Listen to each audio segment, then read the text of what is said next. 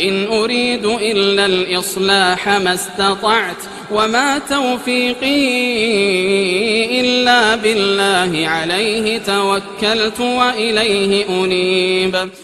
میں تو اصلاح کرنا چاہتا ہوں جہاں تک بھی میرا بس چلے، اور یہ جو کچھ میں کرنا چاہتا ہوں اس کا سارا انحصار اللہ کی توفیق پر ہے، اسی پر میں نے بھروسہ کیا اور ہر معاملے میں اسی کی طرف میں رجوع کرتا ہوں۔ السلام علیکم ورحمۃ اللہ وبرکاتہ۔ الحمد للہ نحمده ونستعینه ونستغفره ونؤمن به ونتوکل علیہ ونعوذ باللہ من شرور انفسنا ومن سیئات اعمالنا، من يهده الله فلا مضل له ومن يضلله فلا هادي له، ونشهد أن لا إله إلا الله ونشهد أن محمدا عبده ورسوله، أما بعد فإن خير الحديث كتاب الله وخير الهدي هدي محمد صلى الله عليه وسلم، وشر الأمور محدثاتها وكل محدثة بدعة وكل بدعة ضلالة وكل ضلالة في النار۔ قال الله تبارك وتعالى في كلامه المجيد: أعوذ بالله السميع العليم من الشيطان الرجيم، بسم الله الرحمن الرحيم۔ يا أيها الذين آمنوا اتقوا الله حق تقاته ولا تموتن إلا وأنتم مسلمون۔ وقال تعالى في مقام آخر: وننزل من القرآن ما هو شفاء ورحمة للمؤمنين ولا يزيد الظالمين إلا خسارا۔ تمام قسم کی حمد و ثنا اس ذات باری تعالیٰ کے لیے ہے جس نے ہمیں اور آپ کو خلقت وجود سے نوازا۔ درود و سلام کے گوہر بار اس عظیم ہستی پر، اس ذات مبارکہ مطہرہ پر جن کا نام نامی اسم گرامی احمد مجتبی محمد مصطفیٰ صلی اللہ علیہ وسلم ہے۔ اللہم صلی علی محمد وعلی آل محمد کما صلیت علی ابراہیم وعلی آل ابراہیم انک حمید مجید۔ اللہم بارک علی محمد وعلی آل محمد کما بارکت علی ابراہیم وعلی آل ابراہیم انک حمید مجید۔ حضرات گرامی قدر، معزز سامعین، نوجوان ساتھیوں، بزرگوں اور بھائیوں، میں بلا کسی تمہید کے اپنے پچھلے موضوع کی طرف پلٹ رہا ہوں، اور جیسا کہ آپ کو علم ہے کہ یہ لیکچر، یہ محاضرے جناتوں کی حقیقت، شیاطین کی حقیقت اور قرآن کریم سے اس کا علاج، ادعیے معصورہ، نبی کریم صلی اللہ علیہ وسلم سے جو دعائیں ثابت ہیں، ان سے شیطان سے بچنے کے طریقے، اور اگر کسی کو شیطان نے ظلماً اور عدواناً پکڑ رکھا ہے تو اس سے کیسے بچا جائے، اس کا علاج کیا ہے، قرآن و سنت میں اس کی کیا رہنمائی ہے، اس موضوع کے اوپر آپ نے 2 لیکچر سماعت فرمائے ہیں۔ میں تیسرے لیکچر کو آپ حضرات تک پہنچا رہا ہوں۔ اللہ وحدہ لا شریک سے دعا ہے کہ اللہ تبارک و تعالی ہمیں اخلاص نیت کی توفیق عطا فرمائے اور ہمیں شیطان کے شر سے محفوظ رکھے۔ پچھلے محاضرے میں، پچھلے لیکچر میں میں نے آپ کے سامنے یہ بات رکھی تھی کہ شیطان کا تعلق انسان سے کس طرح سے ہوتا ہے، کس طرح سے شیطان انسان سے اس کا ربط ہوتا ہے، اس کا تعلق ہوتا ہے، اور اسی طرح سے شیطان کے کیا انسان کو بہکانے کے لیے طریقے اور انسان کو بہکانے کے لیے کیا راستے ہیں۔ میں نے کچھ باتیں آپ کے سامنے رکھی تھیں آج میں مزید کچھ باتیں آپ حضرات کے سامنے رکھنا چاہوں گا۔ اسی طرح سے شیطان دلوں کے اندر کیسے بگاڑ پیدا کرتا ہے اور کس طرح سے شیطان انسان کو گمراہیت، ہلاکت و تباہی کی طرف لے جاتا ہے اور پھر اس کے اوپر اپنا قبضہ جماتا ہے، چند باتیں میں آج کے اس لیکچر میں آپ کے سامنے رکھنا چاہتا ہوں۔ دوستو، ہم اور آپ اچھی طرح سے جانتے ہیں کہ آج ہمارے بر صغیر ہند و پاک کے اندر، بنگلہ دیش کے اندر اور دنیا کے اندر بھی بہت سارے مسلمان ہمارے بھائی بہن، بیوی، بچے، مائیں، سب اکثر و بیشتر لوگ اس بات کا شکوہ اور شکایت کرتے ہیں کہ فلاں کے اوپر شیطان کا قبضہ، فلاں کے اوپر جن کا قبضہ، فلاں کو شیطان ستا رہا ہے، فلاں کو اس طرح سے تنگ کر رہا ہے۔ میں نے آپ کے سامنے شروع میں یہ بات کہی تھی کہ انشاءاللہ تبارک و تعالی میں آپ کے سامنے ایک ایسا لاہے عمل پیش کروں گا، ایک ایسا اصول اور ضابطہ پیش کروں گا، قرآن و سنت کی روشنی میں ایک ایسا علاج پیش کروں گا کہ اگر اللہ کی توفیق سے آپ اس کے اوپر کاربند ہو گئے تو پھر شیطان، جس کی طاقت و قوت نہایت ہی کمزور ہے، شیطان جو انسان کے مقابلے میں نہایت ہی ضعیف ہے، انشاءاللہ تبارک و تعالیٰ آپ اس سے بچتے رہیں گے۔ انہی میں سے ایک چیز آئیے ہم یہ دیکھتے ہیں کہ شیطان، میں نے بتایا تھا کہ اللہ کے رسول صلی اللہ علیہ وسلم نے فرمایا کہ جب کسی کو چھینک آئے تو اسے الحمدللہ کہنا چاہیے، اور اللہ رب العزت کو یہ چھینک نہایت ہی پسند ہوتی ہے، اور جمائیاں جو ہوتی ہیں وہ اللہ وحدہ لا شریک کو ناپسند ہیں، اس لیے جب کسی کو جمائی آئے تو اپنے منہ کے اوپر اپنے ہاتھ کو رکھ لے اور کوشش کرے اس جمائی کو دبانے کے لیے۔ اس سلسلے میں 2 حدیثیں میں نے پیش کی تھیں۔ ایک حدیث کا مفہوم یہ تھا کہ شیطان جب آدمی منہ پھیلا کے جو ہے جمائی لیتا ہے تو وہ شیطان ہنستا ہے، اور دوسری حدیث میں نے پیش کی تھی کہ جس میں اللہ کے رسول صلی اللہ علیہ وسلم نے فرمایا کہ جب جمائی آدمی لیتا ہے شیطان اس کے منہ کے اندر داخل ہونے کی کوشش کرتا ہے یا داخل ہوتا ہے۔ شیطان سے انسان کا کس طرح سے تعلق ہوتا ہے، آئیے صحیح بخاری اور صحیح مسلم کی روایت کے حوالے سے میں یہ بات آپ کے سامنے عرض کروں۔ حضرت ابو ہریرہ رضی اللہ تعالیٰ عنہ اس حدیث کے راوی ہیں، فرماتے ہیں کہ نبی کریم صلی اللہ علیہ وسلم نے فرمایا کہ اذا استيقظ احدكم في منامه فليستنثر 3 مرات فإن الشيطان يبيت على خياشمه، کہ جب کوئی تم میں کا صبح کو بیدار ہو تو اپنے ناک کو 3 دفعہ پانی ڈال کے چھنک لے، اپنے ناک کو 3 دفعہ پانی ڈال کے صاف کر لے، اس لیے کہ اس کے خیشومے میں، یہ جو ناک کے بانسے ہیں اس کو خیشومہ کہا جاتا ہے عربی میں، اس کے اس ناک کے بانسے میں شیطان رات گزارتا ہے۔ یہ حدیث صحیح بخاری اور صحیح مسلم کے اندر ہے۔ حضرت حافظ ابن حجر جو شارح بخاری ہیں، جن کی فتح الباری ہے، وہ اس حدیث کی شرح میں ارشاد فرماتے ہیں، اور پچھلے محاضرے میں کسی بھائی نے یہ سوال بھی کیا تھا کہ جب حدیثوں سے یہ ظاہر ہے کہ یہ دعائیں پڑھ کے اگر آدمی سو جاتا ہے یا بسم اللہ کہہ کے دروازے کو بند کر دیتا ہے تو شیطان حاضر نہیں ہوتا، شیطان داخل نہیں ہوتا، تو پھر اس حدیث میں تو یہ آتا ہے کہ انسان کے ناک میں شیطان رات گزارتا ہے، تو دونوں بظاہر حدیثیں ٹکرا رہی ہیں۔ آئیے حافظ ابن حجر نے اس کی توجیہ فرمائی ہے، فرماتے ہیں کہ بظاہر تو یہ حدیث ہر سونے والے کے لیے ہے، کہ بظاہر یہ حدیث ہر سونے والے کے لیے ہے کہ اس کے ناک میں شیطان رات گزارتا ہے، لیکن اس بات کا بھی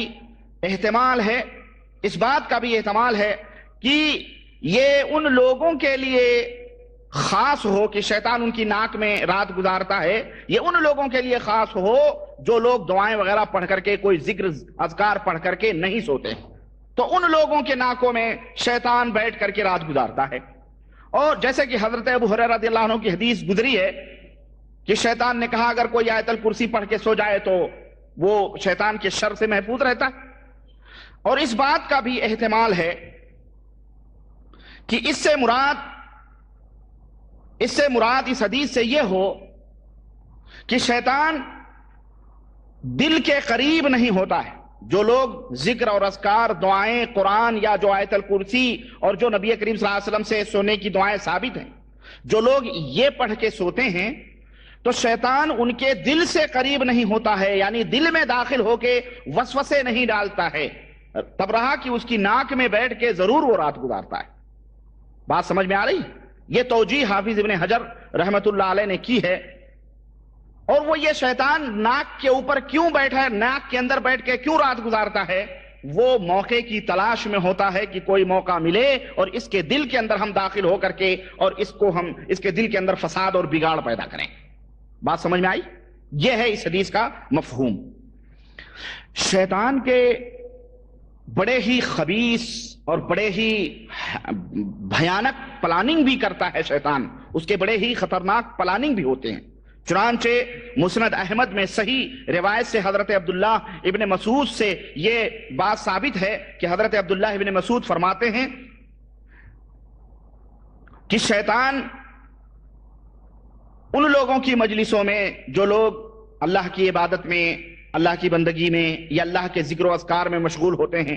مثال کے طور پہ یہ مجلس بیٹھی ہوئی ہے، اللہ کا ذکر ہو رہا ہے، اس کے رسول صلی اللہ علیہ وسلم کا ذکر ہو رہا ہے، تو شیطان یہاں پر ہر ایک کے پاس آتا ہے اور یہ کوشش کرتا ہے کہ اس مجلس کو کسی طرح سے منتشر کر دے تاکہ اللہ کا ذکر نہ ہو، اس کے رسول کا ذکر نہ ہو. سب کے دلوں کے اندر وسوسے ڈالتا ہے. لیکن جب وہ راہ نہیں پاتا ہے اس مجلس کو توڑنے کے لیے تو باہر نکلتا ہے. باہر نکل کے ان لوگوں کی مجلسوں میں جاتا ہے جو دنیاوی معاملات میں، دنیاوی کاموں میں مشغول ہیں، دنیاوی مجلسوں میں گپ شپ مار رہے ہیں، تو ان کے دلوں میں جا کر کے وہ کیا کہتے ہیں فساد پیدا کرتا ہے، انہیں کسی بات کے اوپر جھگڑا کرنے پر مجبور کرتا ہے. چنانچہ وہ لوگ آپس میں لڑنے لگتے ہیں. تو یہ مجلس جو اللہ کی عبادت اور اللہ کے ذکر کے لیے مشغول ہوتی ہے، یہ مجلس اٹھ کر کے جا کے ان لوگوں کو جو ہے جھگڑے کو مٹانے اور اس کے دفاع کرنے کے لیے پہنچ جاتی ہے. اس طرح سے شیطان اپنے ہیلے میں کامیاب ہو جاتا ہے تاکہ اس مجلس کو جو بیٹھ کر کے اللہ کے ذکر اور اذکار میں مشغول ہیں، اس مجلس کو کسی طرح سے بھی منتشر کرے. کتنا خطرناک پلاننگ ہے اس کی، دیکھیں آپ کتنی خطرناک پلاننگ ہے اس کی کہ ڈائریکٹلی اگر آپ کو نہیں اس نے منتشر کر پایا تو چند دنیا دار لوگوں میں فتنہ کر کے اور آپ کو بہرحال منتشر کر دیا تاکہ آپ دیندار لوگ ہیں جا کر کے وہاں فتنے کو دبائیں. تو اس طرح سے شیطان کی بہت اہم، بہت خطرناک پلاننگ ہوتی ہے. آپ اس کو سمجھنے کی کوشش کریں. اسی طرح سے احادیث میں آتا ہے کہ شیطان کے بہت بڑے لشکر ہوتے ہیں، شیطان کی ضروریت ہوتی ہے، شیطان کے پاس ایک بہت بڑا لشکر ہوتا ہے، اس کی فوج ہوتی ہے جو لوگوں کو فتنے میں ڈالنے کے لیے، لوگوں کو گمراہی اور ضلالت کی طرف مائل کرنے کے لیے وہ شیطان ان اپنے کارندوں سے، اپنے جو چیلے ہوتے ہیں اس کے اور اس کے جو فوج ہوتی ہے اس کو کام میں لیتا ہے. چنانچہ صحیح مسلم کی روایت میں حضرت جابر رضی اللہ تعالیٰ عنہ سے یہ حدیث مروی یہ کہتے ہیں کہ قال رسول اللہ صلی اللہ علیہ وسلم ان ابلیس یضع عرشہ علی الماء، ابلیس کا تخت پانی کے اوپر لگتا ہے.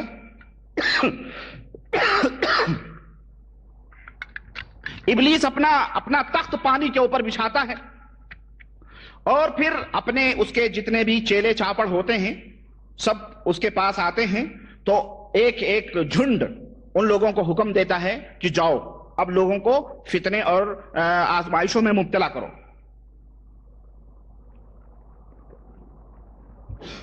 چنانچہ وہ مختلف گروپ دنیا کے اندر منتشر ہوتے ہیں. تو شیطان سے ان میں سے زیادہ قریب وہ ہوتا ہے جو بھیانک سے خطرناک کام کر کے آتا ہے. چنانچہ جب وہ گروپ فتنے میں ڈال کر کے واپس لوٹتا ہے شیطانوں کا تو وہ شیطان پوچھتا ہے کیا کیا تم نے؟ تو کہتا ہے کہ فعلت کذا و کذا، میں نے فلاں کے ساتھ ایسے ایسے کیا. تو کہتا ہے کہ کوئی اچھی بات تم نے نہیں کی.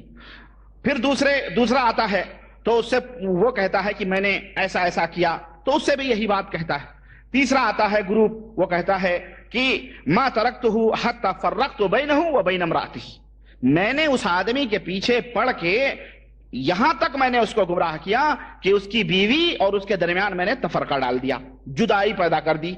تو شیطان کہتا ہے یدنیہ منہ، تو شیطان اسے اپنے قریب کرتا ہے، یقول نعم انت، کتنا اچھا ہے تو، اور کتنا اچھا کام کر کے آ رہا ہے۔ اور آمش کہتے ہیں کہ اللہ کے رسول صلی اللہ علیہ وسلم نے یہ فرمایا فَيَلْتَزِمُهُ، تو اس شیطان کو اٹھ کر کے پکڑ کے چمٹ جاتا ہے اس سے اور کہتا بڑی اچھی بات کر کے آیا ہے۔ تو اس حدیث میں جہاں پر ہمیں یہ معلوم ہوا کہ شیطان کے گروپ لوگوں کے اندر فتنے پیدا کرتے ہیں، وہیں ہمیں یہ بھی بات معلوم ہوئی کہ شیطان سب سے زیادہ خوش اس بات پر ہوتا ہے کہ میاں اور بیوی کے درمیان کس طرح سے جدائی پیدا کرے۔ اس لیے اس حدیث کے اندر تمام شادی شدہ لوگوں کے لیے، تمام ازدواجی زندگی گزارنے والوں کے لیے، تمام گھریلو زندگی گزارنے والوں کے لیے بہت بڑی نصیحت ہے کہ اس طرح کا اگر کوئی ماحول میاں بیوی میں پیدا ہو جائے تو انہیں فوری طور پر جو ہے اعوذ باللہ پڑھنا چاہیے، اور یہ دل میں سوچنا چاہیے کہ شیطان داخل ہو گیا ہے اور کسی نہ کسی طرح سے میاں بیوی کے اندر جدائی پیدا کرنا چاہتا ہے۔ سمجھ میں آ رہی بات؟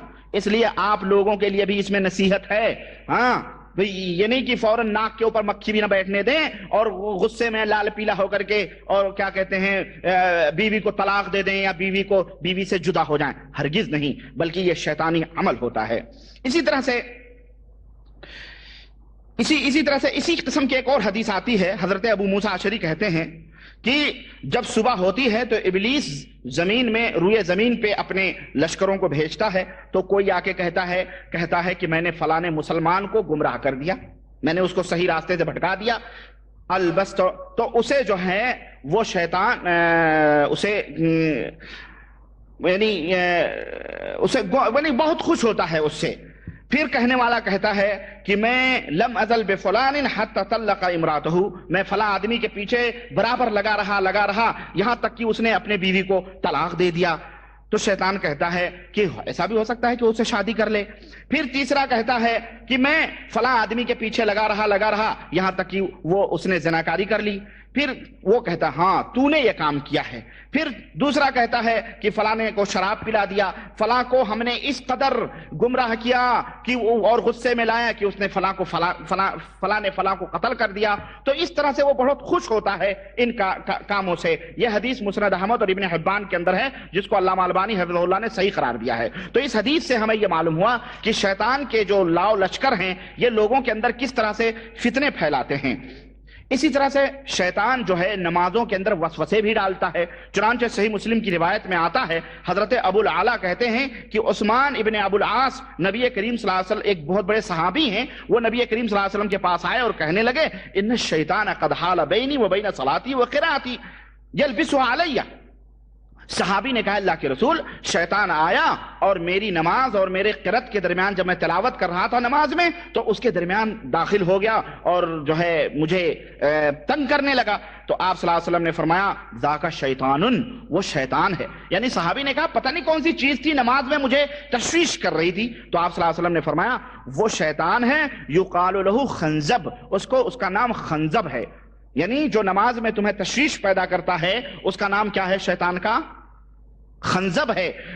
فَإِذَا أَحْسَسْتَهُ، جب تمہیں ایسا کچھ محسوس ہو، فَتَعَوَّذْ بِاللَّهِ مِنْهُ، تو اعوذ باللہ کہیں، وَأَطْفُلْ عَلَى يَسَارِكَ ثَلَاثًا، اور اپنے بائیں طرف 3 دفعہ تھوکو، اپنے بائیں طرف 3 دفعہ تھوکو گے تو اس طرح سے شیطان کو اللہ تعالیٰ تم سے دور کر دے گا۔ تو اس حدیث سے ہمیں ایک علاج بھی معلوم ہوا کہ اگر نماز میں شیطان اس طرح سے تشویش پیدا کرے تو اللہ کے رسول صلی اللہ علیہ وسلم نے اعوذ باللہ کہہ کے 3 دفعہ اپنی بائیں طرف تھوکو، یعنی تو ہلکے تھوک لو، اس طرح سے شیطان سے اللہ تعالیٰ تمہیں نجات دے دے گا۔ تو اس حدیث سے ہمیں معلوم ہوا کہ شیطان جو ہے نمازوں کے اندر وسوسے بھی پیدا کرتا ہے۔ اسی طرح سے شیطان لوگوں کو بھلاتا بھی ہے۔ کوئی بات یاد ہے، اللہ کے احکام ہیں، اللہ کے فرامین ہیں، اللہ کے نبی کریم صلی اللہ علیہ وسلم کے قوانین ہیں، وصول ہیں، حدیثیں ہیں، آپ سنتے ہیں، لیکن جناب علی اس کان سے سنا آپ نے اور اس کان سے آپ نے باہر نکال دیا۔ یہاں مجلس میں بیٹھے ماشاءاللہ ایمان آپ کا بڑا مضبوط ہوتا جا رہا ہے، لیکن جیسے ہی آپ مجلس سے باہر گئے تو پتہ چلا کہ جناب علی پھر وہی رفتار بے ڈھنگی جو پہلے تھی وہ اب بھی ہے، وہی مسئلہ ہے۔ تو شیطان گویا آپ کو بھلاتا بھی ہے۔ چنانچہ اللہ رب العزت نے اس کا ذکر قرآن کریم میں فرمایا فرمایا ہے جب موسیٰ علیہ السلام جو ہے اپنے خادم کے ساتھ خضر سے ملاقات کے لیے گئے اور اللہ تعالیٰ نے کہا کہ جاؤ اور فلاں فلاں جگہ ان سے ملاقات ہوگی، تو جہاں ٹھہرے تھے وہیں مچھلی کود کے چلی گئی، خادم بھول گیا۔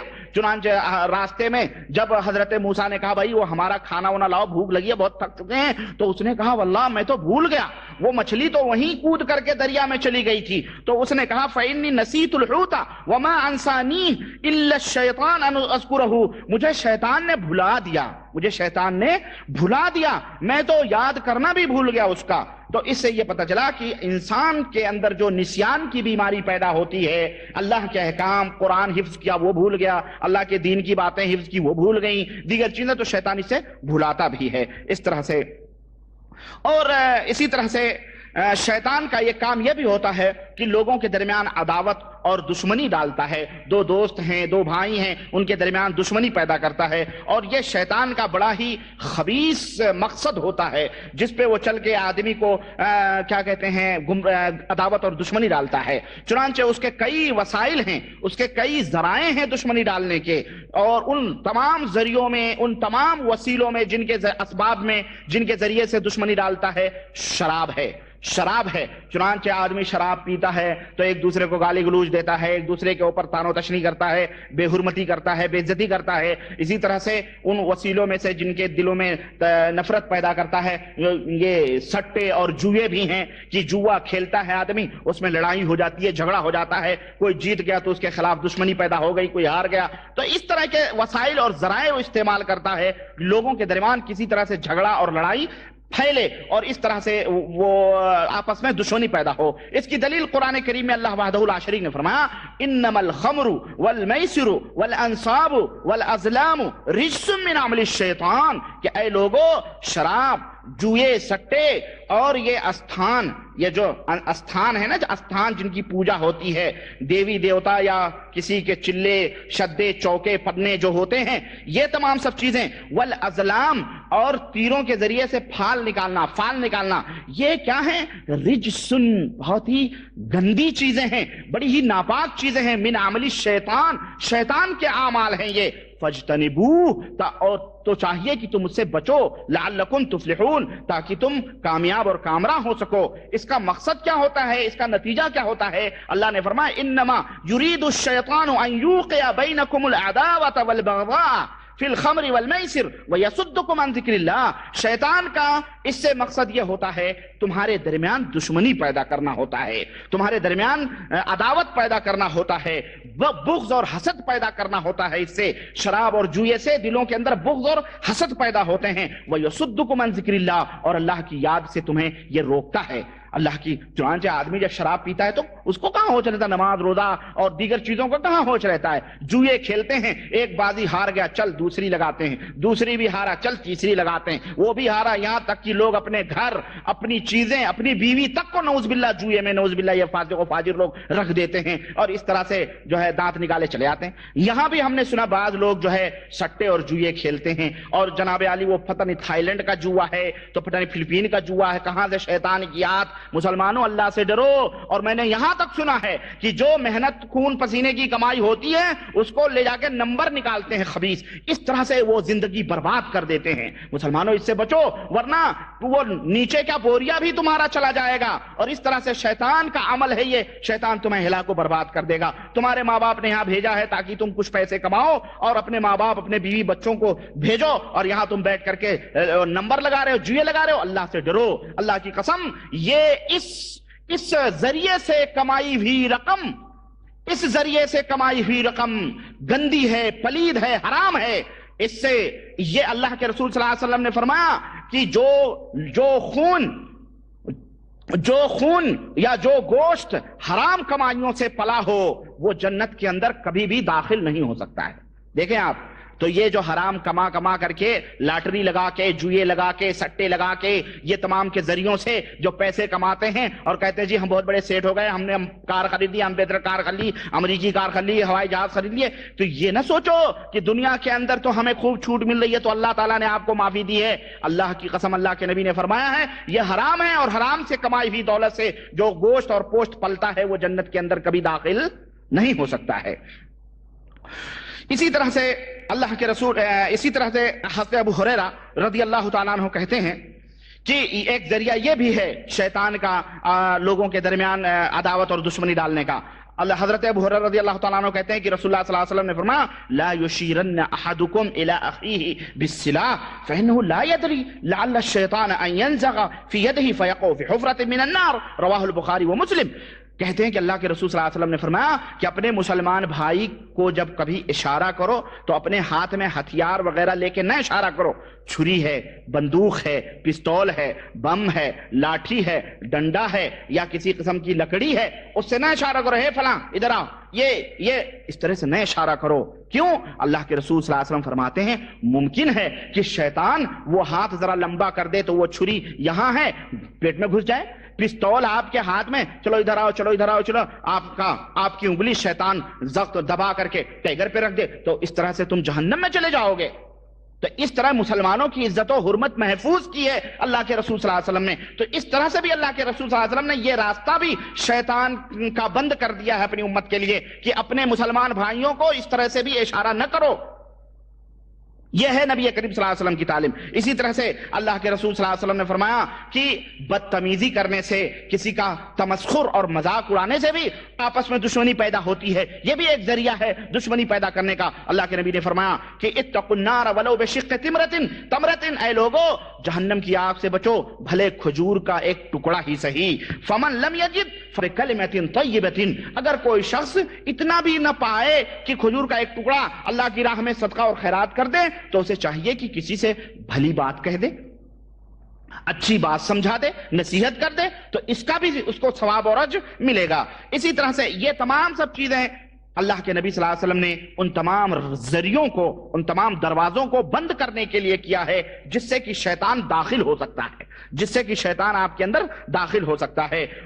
اسی طرح سے حضرت جابر رضی اللہ تعالیٰ عنہ کی روایت کہتے ہیں کہ ان الشیطان قد ایس ان یعبده المصلون فی جزیرۃ العرب ولکن فی التحریش بینہم، رواہ مسلم. حضرت جابر رضی اللہ عنہ کہتے ہیں کہ رسول اللہ صلی اللہ علیہ وسلم نے فرمایا کہ شیطان اس بات سے نا امید ہو چکا ہے کہ جزیرۃ العرب میں کسی بت کی پوجا کی جائے.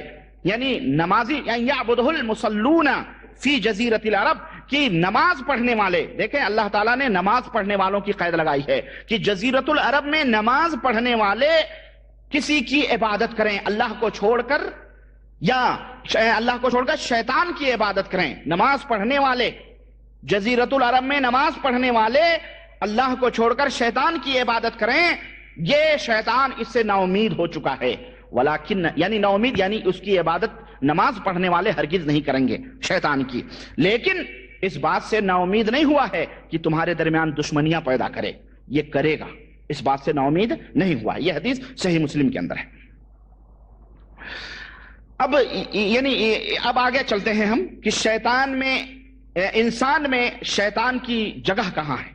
یعنی جب آپ ہیں، ہم ہیں، کوئی بھی ہے، اس میں شیطان کہاں رہتا ہے. اللہ کے رسول صلی اللہ علیہ وسلم کی حدیث صحیح بخاری اور صحیح مسلم کی، آپ صلی اللہ علیہ وسلم نے فرمایا ان الشیطان یجری من ابن آدم مجرى الدم، شیطان ابن آدم کی رگوں میں، انسان کی رگوں میں، چاہے وہ مرد ہو یا عورت ہو، بچہ ہو کہ بوڑھا ہو جوان ہو، کوئی، اس کی رگوں میں خون کی نالیوں میں دوڑتا ہے. جس طرح خون نالیوں میں رگوں میں دوڑتا ہے اسی طرح سے شیطان بھی دوڑتا ہے. تو اس حدیث سے ہمیں یہ معلوم ہوا کہ شیطان ہمیشہ آدمی کے ساتھ ہوتا ہے، ہمیشہ آدمی. اس حدیث کا ایک مفہوم تو محدثین نے یہ بھی بیان کیا ہے کہ جس طرح سے کہ انسان کی رگوں میں خون ہوتا ہے، اسی طرح سے شیطان انسان سے قریب ہوتا ہے، کیونکہ وہ ہمیشہ اس کی گھات میں، ہمیشہ اس گھات میں، اس کوشش میں ہوتا ہے کہ اس کو کس طرح سے قریب کر دیں، اس کو کس طرح سے گمراہ کر دیں، اس کو کس طرح غلط راستوں پہ ڈال دیں. تو کثرت تذلیل سے، یعنی اس بات کی کثرت سے کہ وہ ہمیشہ آدمی کے ساتھ ہوتا ہے، اللہ کے رسول صلی اللہ علیہ وسلم نے ایک مثال دی کہ جس طرح رگوں میں خون دوڑتا ہے اسی طرح تمہارے ساتھ شیطان گھات میں لگا ہوا ہے. اسی طرح سے اس حدیث سے ہمیں معلوم ہوا کہ شیطان انسان کے اس میں ہوتا ہے، قریب ہوتا ہے، جو اسے گمراہ کرنے کی کوشش کرتا ہے. اور شیطان، یہاں سے یہ بھی ہمیں معلوم ہوا کہ شیطان انسان کے جسم میں داخل ہونے کی طاقت و قوت بھی رکھتا ہے، اسی لیے وہ ہمیشہ دل کی جگہ کو اختیار کرتا ہے، دل کی جگہ کو اختیار کرتا ہے۔ کیوں؟ یہ دل جو ہے یہ بہت بڑا دل جو ہے یہ سمجھیے کہ ایک عضو کے اندر، انسانی جسم کے اندر ایک بہت ہی اہم جگہ ہے، جہاں سے ہر چیز کے فیصلے ہوتے ہیں، جہاں سے ہر چیز کام کرتی ہے، یعنی ایک سمجھیے ڈینمو کی طرح یہ دل ہوتا ہے کہ وہیں سے سب چیز پیدا ہوتی ہے۔ تو شیطان دل کے اندر جگہ بناتا ہے، اس کے ذریعے سے انسان کے جتنے بھی اعضاء اور جوارے ہیں، ہاتھ، پیر، ناک، آنکھ، دماغ، سب کچھ وہیں سے وہ گھماتا ہے جیسے چاہتا ہے اس کو۔ اسی لیے اللہ کے رسول صلی اللہ علیہ وسلم نے فرمایا کہ الا وان فی الجسد مضغۃ اذا صلحت صلح الجسد کلہ، آپ نے فرمایا کہ یاد رکھو تمہارے جسم کے اندر ایک گوشت کا لوتھڑا ہے، وہ درست رہے گا تو پورا جسم درست رہے گا، واذا فسدت فسد الجسد کلہ، اگر وہ خراب ہوا تو پورا جسم خراب ہو جائے گا، وہی القلب، آپ نے فرمایا وہ گوشت کا ٹکڑا جو ہے وہ دل ہے۔ اس لیے دل کے اندر شیطان جا کے داخل ہوتا ہے۔ یہ حدیث صحیح بخاری اور صحیح مسلم کے اندر ہے۔ لیکن آپ کو ایک بات میں یہاں اور بتاؤں کہ ایمان چونکہ اس کا ٹھکانہ ایمان کا دل ہوتا ہے، تو یہ دل جتنا ہی قوی ہوگا ایمان کے اعتبار سے، اس دل کے اندر جتنا ہی ایمان مضبوط ہوگا، شیطان کی طاقت و قوت اتنا ہی کمزور ہوتی چلی جائے گی، اتنی ہی کمزور ہوتی چلی جائے گی۔ اور جو یہ ایمان دل کے اندر کمزور ہوتا جائے گا، نکلتا جائے گا، کم ہوتا جائے گا، اس کے اندر نقص پیدا ہوتا جائے گا، کمی پیدا ہوتی جائے گی، تو شیطان کا دباؤ دل کے اوپر بڑھتا جائے گا۔ دلیل اس کی اللہ کے رسول صلی اللہ علیہ وسلم نے فرمایا حضرت عمر بن خطاب رضی اللہ تعالیٰ عنہ سے کہ والذی نفسی بیدہ ما لقیک الشیطان سالکا فجا الا سلک الا سلک فجا غیر فجک، صحیح بخاری اور صحیح مسلم۔ حضرت عمر رضی اللہ عنہ سے حضور نے فرمایا کہ اے عمر، تم جس گلی سے گزرتے ہو شیطان اس گلی میں راستہ ہی چھوڑ دیتا ہے تمہارا، جس بھی راستے سے گزرتے ہو شیطان اس راستے سے کترا کے گزر جاتا ہے۔ اس میں حضرت عمر کی ایک تو فضیلت ہے، دوسرے قوت ایمان کی دلیل ہے کہ حضرت عمر کتنے قوی الایمان تھے کہ وہ جس گلی سے گزرتے تھے شیطان اس گلی سے بھاگ جاتا تھا، دور ہو جاتا تھا۔ تو میرے مسلمان بھائیوں، یہ ہمارے لیے نصیحت ہے کہ ایمان کی قوت جس قدر تیز ہوگی، جس قدر مضبوط ہوگی، شیطان اسی قدر آپ سے ڈر کی وجہ سے دور بھاگے گا۔ لیکن جو دل کا ایمان جو ہے یہ کمزور ہوتا جائے گا شیطان آپ سے۔ چنانچہ جن لوگوں کو شیطان جنات پکڑتے ہیں، اگر آپ گہرائی سے ان کے گھر کا مطالعہ کریں، ان کی لائف کا مطالعہ کریں، ان کی زندگی کا مطالعہ کریں، خواہ وہ عورتیں ہوں یا مرد ہوں، تو اللہ کی قسم 99% آپ کو وہ لوگ ملیں گے جن کے دلوں کے اندر ایمان بس لا الہ الا اللہ محمد رسول اللہ ہے، لیکن ہر ایرو غیرو نتھو خیرو جمراتی شمن کے جو ہے دربار میں جا کے دامن پھیلائے ہوئے ہیں، اللہ وحدہ لا شریک سے دور ہیں، اللہ کے رسول کی دور ہیں، تعویذیں اتنی موٹی موٹی لٹکائے ہوئی ہیں اللہ کی پناہ کہ جہنم کی بیڑیوں کے بجائے دنیا میں بیڑیاں لگائے ہوئے ہیں یہ، اور اس طرح سے جہاں دیکھو وہیں منہ مار رہے ہیں۔ فلانے نے کہا ارے فلانے بابا کے پاس چلے جاؤ، ارے وہ تو فوراً تم کو پاک صاف کر دیں گے، وہاں دوڑ کے چلے گئے۔ کسی نے کہا فلانے خالہ کا مزار ہے وہاں چلے جاؤ، وہاں جا کے خاک چاٹنے لگے۔ کسی نے کہا فلانے مرغا ذبح، یعنی ایمان ان کا کچھ بھی نہیں سے بس جہاں بھی چاہا وہیں پہنچ گئے۔ تو ایسے لوگوں کے اوپر شیطان تو مسلط ہی رہتا ہے نا، تو ایسے لوگوں کو شیطان اس طرح سے مسلط کرتا ہے، ان کے اوپر مسلط ہوتا ہے۔ تو کہنے کا مطلب لیکن میں نے دیکھے ہیں ایسے لوگوں کو بھی جنہوں کے الحمدللہ جو قرآن و حدیث کے متبع ہیں، جو موحد ہیں، جو شرک سے دور رہتے ہیں، یہ درگاہی، یہ فرگاہی، یہ تادیے، یہ شدے، یہ عالم، یہ چوکے، یہ ان بدعات خرافات سے دور رہتے ہیں، ان کے بچے بغیر تعویذ گنڈے پہنے ہوئے موٹے مسنڈے ہوتے ہیں، انہیں کبھی شیطان نہیں چھوتا ہے الحمدللہ، نہ ان کے قریب آتا ہے۔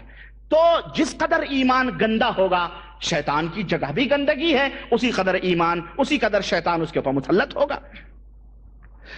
اسی طرح سے حضرت بعض صحابہ، ایک صحابی کا بیان ہے کہ میں نبی کریم صلی اللہ علیہ وسلم کے پیچھے ایک گدھے پہ بیٹھا ہوا تھا، تو گدھا جو تھا وہ بچکا نہیں بلکہ یعنی اس کو ٹھوکر لگی بیچارے کو، گدھے کو۔ دو آدمی تھے نا، ایک تو حضور صلی اللہ علیہ وسلم بھی بیٹھے تھے، اس کے اوپر ایک صحابی بھی بیٹھے تھے، تو گدھا تھوڑا سا مطلب یعنی مطلب اس کا پیر تھوڑا بینڈ ہو گیا یا تھوڑا سا مطلب لچک پیدا ہوئی، تو صحابی کہتے ہیں میں نے کہا تعس الشیطان، شیطان ہلاک و برباد ہو۔ فقال للنبی صلی اللہ علیہ وسلم، تو مجھ سے نبی صلی اللہ علیہ وسلم نے فرمایا لا تقل تعس الشیطان، یہ نہ کہو کہ شیطان ہلاک و برباد ہو، فإنك إذا قلت تعس الشیطان تعاظم في نفسه وقال صرعته بقوتي۔ تو اللہ کے نبی نے فرمایا جب یہ کہو گے یہ ہلاک ہو جائے شیطان، تو اللہ کے نبی نے فرمایا اس طرح سے شیطان تکبر میں آئے گا اور کہے گا دیکھو میں نے اپنی طاقت سے ان لوگوں کو نقصان پہنچا دیا، ان کو نقصان پہنچا دیا۔ بلکہ کیا کہو اذا قلت بسم اللہ تصاغرت الیہ نفسہ حتی یکون اصغر من ذباب، لیکن جب تم بسم اللہ کہہ دو گے تو شیطان مکھی سے بھی زیادہ حقیر اور ذلیل ہو جائے گا تمہارے سامنے۔ بات سمجھ میں آ رہی ہے؟ ہاں دیکھیں اللہ کے کلام میں کتنی تاثیر ہے، بسم اللہ کہہ کر کے اس طرح سے تاثیر ہے۔ اللہ کے نبی نے اپنے ساتھی کو سمجھایا۔ اس حدیث سے ہمیں جہاں ایک علاج کا پتہ چلا، دوسرے یہاں بھی ہمیں یہ معلوم ہوا کہ گدھے کی سواری یہ جائز ہے۔ گدھے کی سواری ہمارے ملکوں میں گدھے کو بڑا حقیر سمجھا جاتا ہے نا۔ کوئی آدمی اگر گدھے پہ بیٹھ کے جائے تو کہتے ہیں اگر کوئی آدمی سے کوئی غلطی ہو گئی تو کہتے ہیں اس کو گدھے پہ بٹھا کے گھما دو ہے نہیں؟ تو بھائی کہتے ہیں یہ سب سے بڑی حقارت کی چیز ہے۔ ٹھیک ہے، لیکن اتنا معیوب نہیں ہے ہمارے نبی جو سید العرب والعجم تھے، جو سید الثقلین تھے، انسان اور جنات بلکہ دنیا کے تمام مخلوقات کے لیے رحمت بن کر کے آئے تھے، انہوں نے اس کی سواری کی ہے میرے بھائی۔ تو اس کو اتنا ذلیل نہ سمجھو، اس کو حقیر نہ سمجھو۔ اگر کبھی تمہیں پیدل چلنا ہو تو تمہیں پتہ چلے کبھی آج تو ماشاءاللہ سب کچھ وسائل ہیں، لیکن وہ دور یاد کرو جہاں کی مطلب کچھ بھی نہیں تھے، یہی گھوڑے گدھے یہی تھے، تو وہ زمانے یاد کرو۔ آج بھی جن کے پاس سائیکل نہیں ہے وہ ترستے ہیں، 2-2 5-5 8-8 میل پیدل جاتے ہیں، لیکن اگر جو ہے کوئی سواری پہ بٹھا لے تو اس کا کتنا شکریہ ادا کرتے ہیں۔ تو کہنے کا مطلب یہ ہے کہ آج موجودہ دور میں یہ وسائل مہیا ہیں۔ اس حدیث سے ہمیں یہ بھی معلوم گدھے کی سواری جائز ہے۔ دوسرے ہمیں یہ بھی معلوم ہوا کہ ایک گدھے پہ 2 آدمی بیٹھ سکتے ہیں، جائز ہے، اس کے اوپر ظلم نہیں ہے، اس کے اوپر کوئی ظلم نہیں ہے، کیونکہ اللہ کے رسول ظلم نہیں فرماتے تھے نعوذ باللہ۔ تو گدھا 2 آدمیوں کی سواری کو برداشت کر سکتا ہے۔ سمجھ میں آئی بات؟ تو اس حدیث سے ہمیں یہ معلوم ہوا کہ شیطان جو ہے کس طرح سے ذلیل اور رسوا ہوتا ہے۔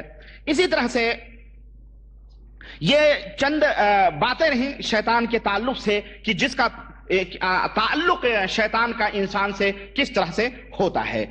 اب آئیے میں آگے بڑھتا ہوں، اپنے موضوع کو آگے بڑھاتے ہوئے یہ کہتا ہوں کہ دلوں کے اندر فساد شیطان کیسے پیدا کرتا ہے، کیا طریقے اپناتا ہے، کس طریقے سے شیطان دلوں کے اندر جگہ بناتا ہے، کس طریقے سے شیطان دلوں کے اندر داخل ہوتا ہے اور انسان کو گمراہ کرتا ہے۔ آئیے میں کچھ باتیں بتلاؤں۔ جیسا کہ میں نے ابھی آپ کو بتلایا کہ شیطان جو ہے یہ دلوں کے اوپر حملے کرتا ہے۔ کیوں؟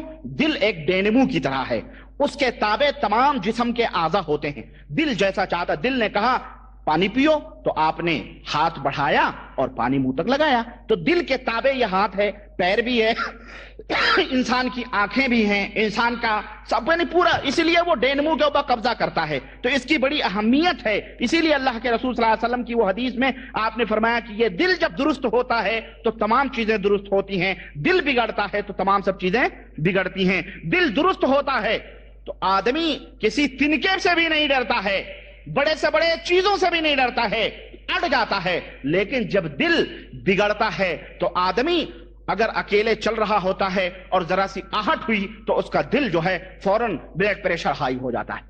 ہاں، فوری طور پر اس کا ذرا سا کچھ ہوا، اس کا دل کمزور ہے۔ کیوں؟ شیطان اس کے اوپر مسلط ہے۔ ذرا سا کچھ ہوا، بلی راستے سے گزر گئی، حاجی صاحب باہر گھر لوٹ آئے، بیگم نے پوچھا کیوں لوٹ آئے؟ کہنے لگے بلی راستے سے گزر گئی، اب تو آج کا کام ہی نہیں ہوگا، فلاں نے چھینک دیا، لو اب اس نے چھینک دیا، ہمارا یہ کام ہی نہیں ہوگا۔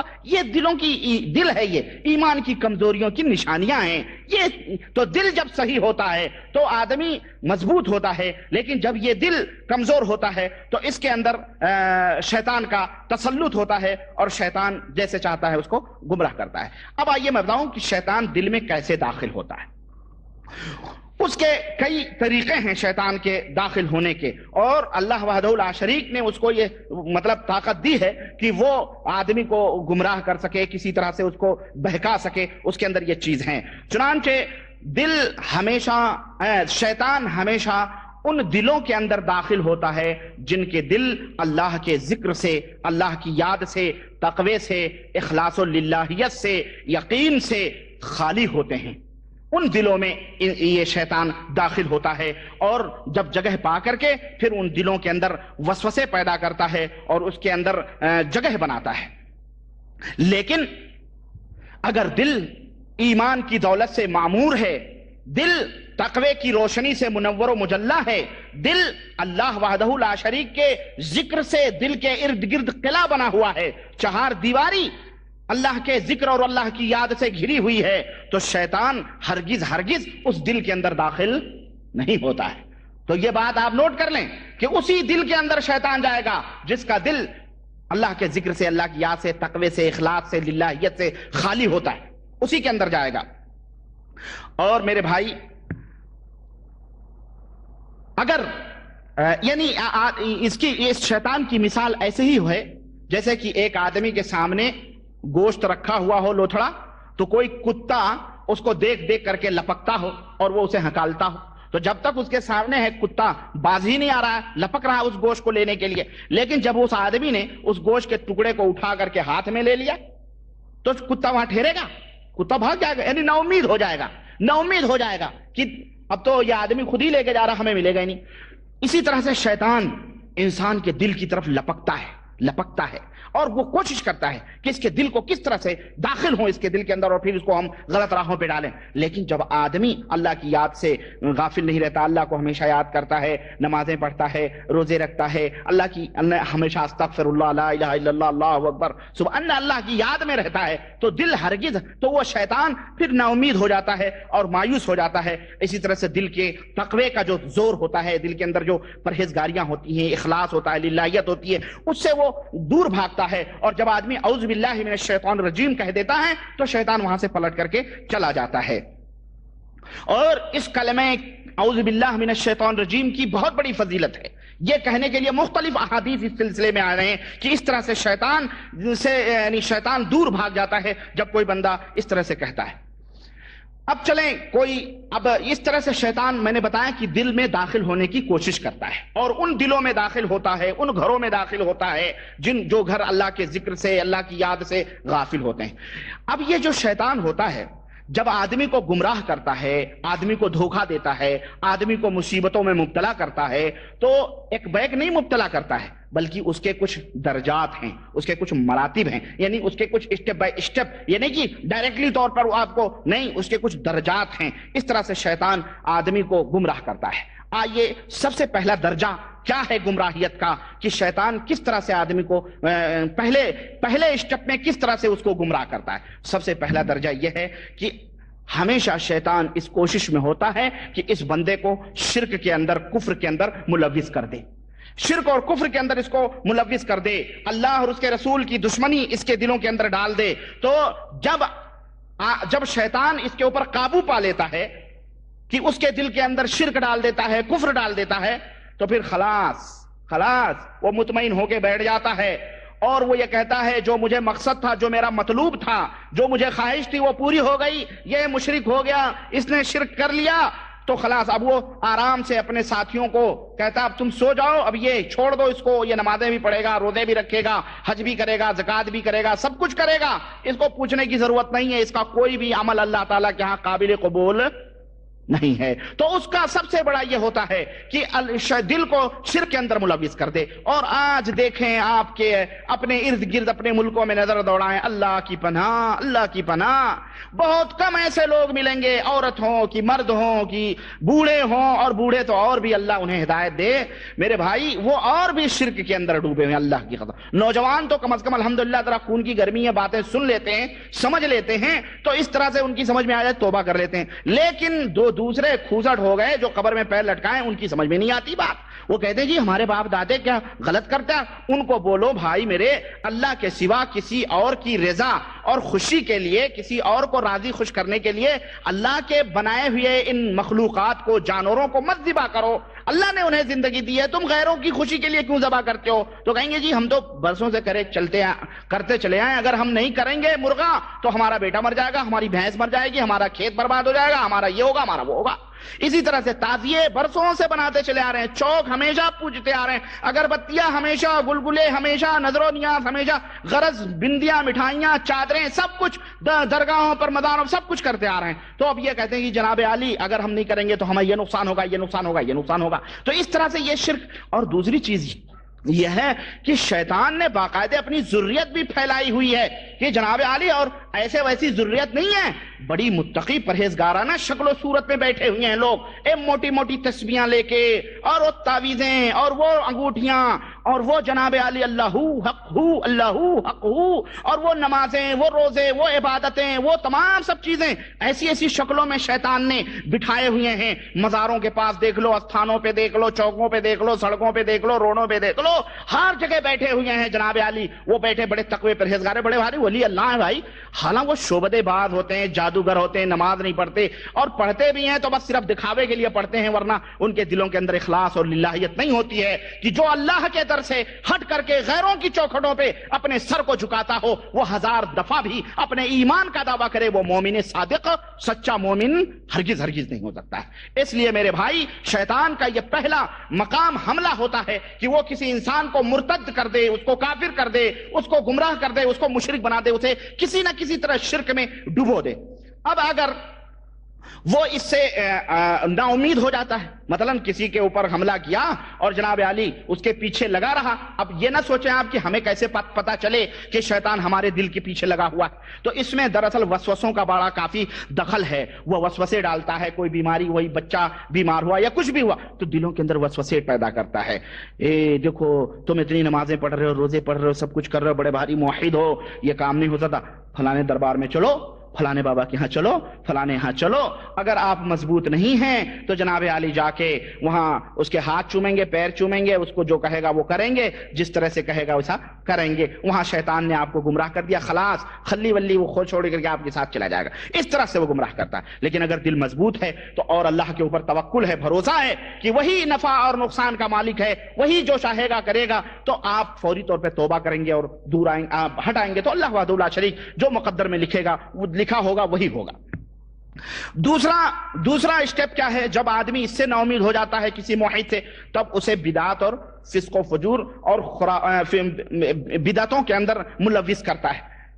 بدعت کے اندر چنانچہ زناکاری، بدکاری، چوری، گھٹیاہی، بدکاری، ان تمام سب چیزوں سے زیادہ پسندیدہ چیز شیطان کے نزدیک بدعت کے اندر ملوث کرنا ہے۔ کیوں؟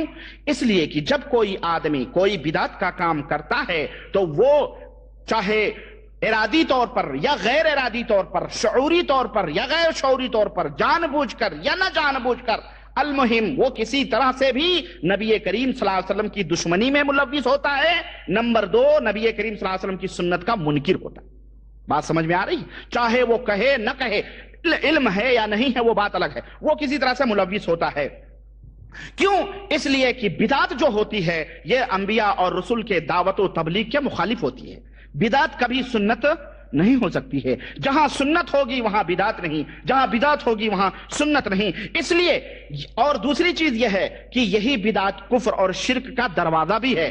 بدعت کفر اور شرک کا دروازہ بھی ہے۔ جب آدمی بدعت کرنے لگا تو پھر یوں سمجھ لو کہ وہ کفر اور شرک کے دروازے میں داخل ہونے کے قریب ہے۔ چنانچہ بہت سارے آج ہمارے ہاں لوگ ہیں، اپنے آپ کو بہت بھاری موحد کہتے ہیں، یہ بڑے بڑے موحد، لیکن بدعت ان کی رگ رگ میں کوٹ کوٹ کے بھری ہوئی ہے، وہ ان کو پتا نہیں ہے، وہ بتا بھی ہے، خبر بھی ہے، لیکن انہیں وہ توبہ نہیں کرتے ہیں۔ کیوں؟ یہ بھی ایک سبب ہے کہ آدمی جب بدعت کرتا ہے تو اسے توبہ کی توفیق بھی نہیں ہوتی ہے۔ کیوں؟ وہ جو کام عمل کر رہا ہوتا ہے وہ یہ سوچتا ہے یہ بڑا نیکی کا کام ہے، بڑا اچھا کام ہے، تو شیطان اس کی نظروں میں اس عمل کو، اس کام کو، اس بدعت کو مزین اور آراستہ کر دیتا ہے اور اسے خوشنما بنا دیتا ہے، اس لیے اسے توبہ کی بھی توفیق نہیں ہوتی۔ شرابی، کبابی، بدکار، زناکار کو اللہ تعالیٰ کبھی توبے کی توفیق دے دیتا ہے، لیکن ان بدعتیوں کو اللہ تعالیٰ بہت کم ایسے ہیں الا من رحم اللہ کہ انہیں توبے کی توفیق ہوتی ہے۔ کیوں؟ یہ وہ کام کرتے ہیں نیکی سمجھ کر کے۔ کیا سمجھ کر کے؟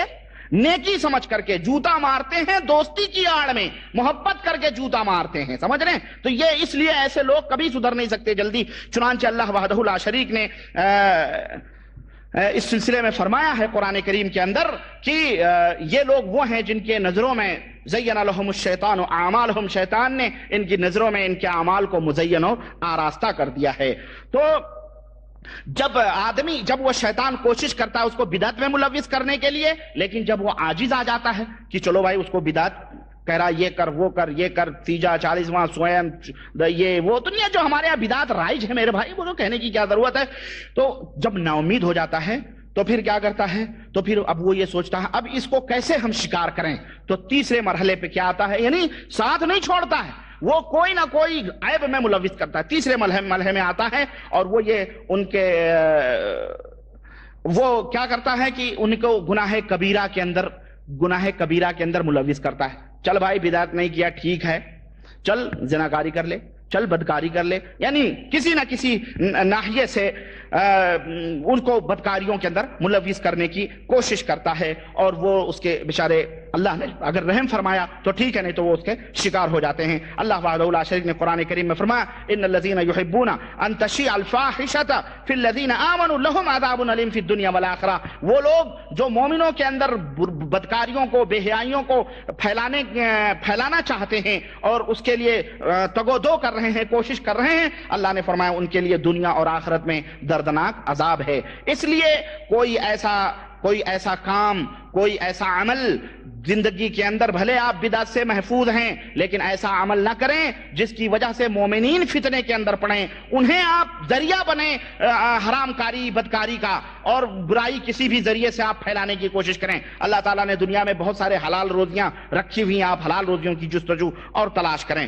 تو اس طرح سے شیطان جو ہے انہیں فسق و فجور کے اندر ملوث کرتا ہے، لیکن جب بندہ توبہ کر لیتا ہے تو اللہ تبارک و تعالیٰ اس کے توبے کو قبول فرما لیتا ہے، اور وہاں شیطان ذلیل اور رسوا ہو کر کے چلا جاتا ہے۔ تو آدمی جب کبھی اس طرح کی برائیوں کے اندر ملوث ہو جائے، کبیرہ گناہوں کے اندر، زناکاری بدکاری کے اندر، اللہ سے وہ فوری طور پر توبہ کر لے تو شیطان ذلیل اور رسوا ہو کے وہاں سے بھاگ جاتا ہے۔ چوتھا مرتبہ یہ ہے، چوتھا درجہ شیطان کس طرح سے داخل ہوتا ہے، وہ یہ ہے کہ جب آدمی کبیرہ گناہوں سے بھی بچ گیا تو وہ سوچتا ہے کہ اب اس کو چھوٹے چھوٹے گناہوں کے اندر ملوث کرو، تاکہ، اور ظاہر ہے کہ جب یہ چھوٹے چھوٹے گناہ جمع ہو جائیں گے تو آدمی ہلاک اور برباد ہو جائے گا۔ چنانچہ رسول اللہ صلی اللہ علیہ وسلم نے فرمایا ایاکم و محقرات الذنوب، اے لوگو چھوٹے چھوٹے گناہوں کو بھی حقیر سمجھنے سے بچو، کیونکہ یہ چھوٹے چھوٹے گناہ دلوں کے اندر فساد پیدا کرتے ہیں۔ اور ایک روایت کے اندر آتا ہے کہ اللہ کے رسول صلی اللہ علیہ وسلم فرماتے ہیں کہ آدمی جب کوئی چھوٹا بھی گناہ کرتا ہے تو اس کے دل کے اندر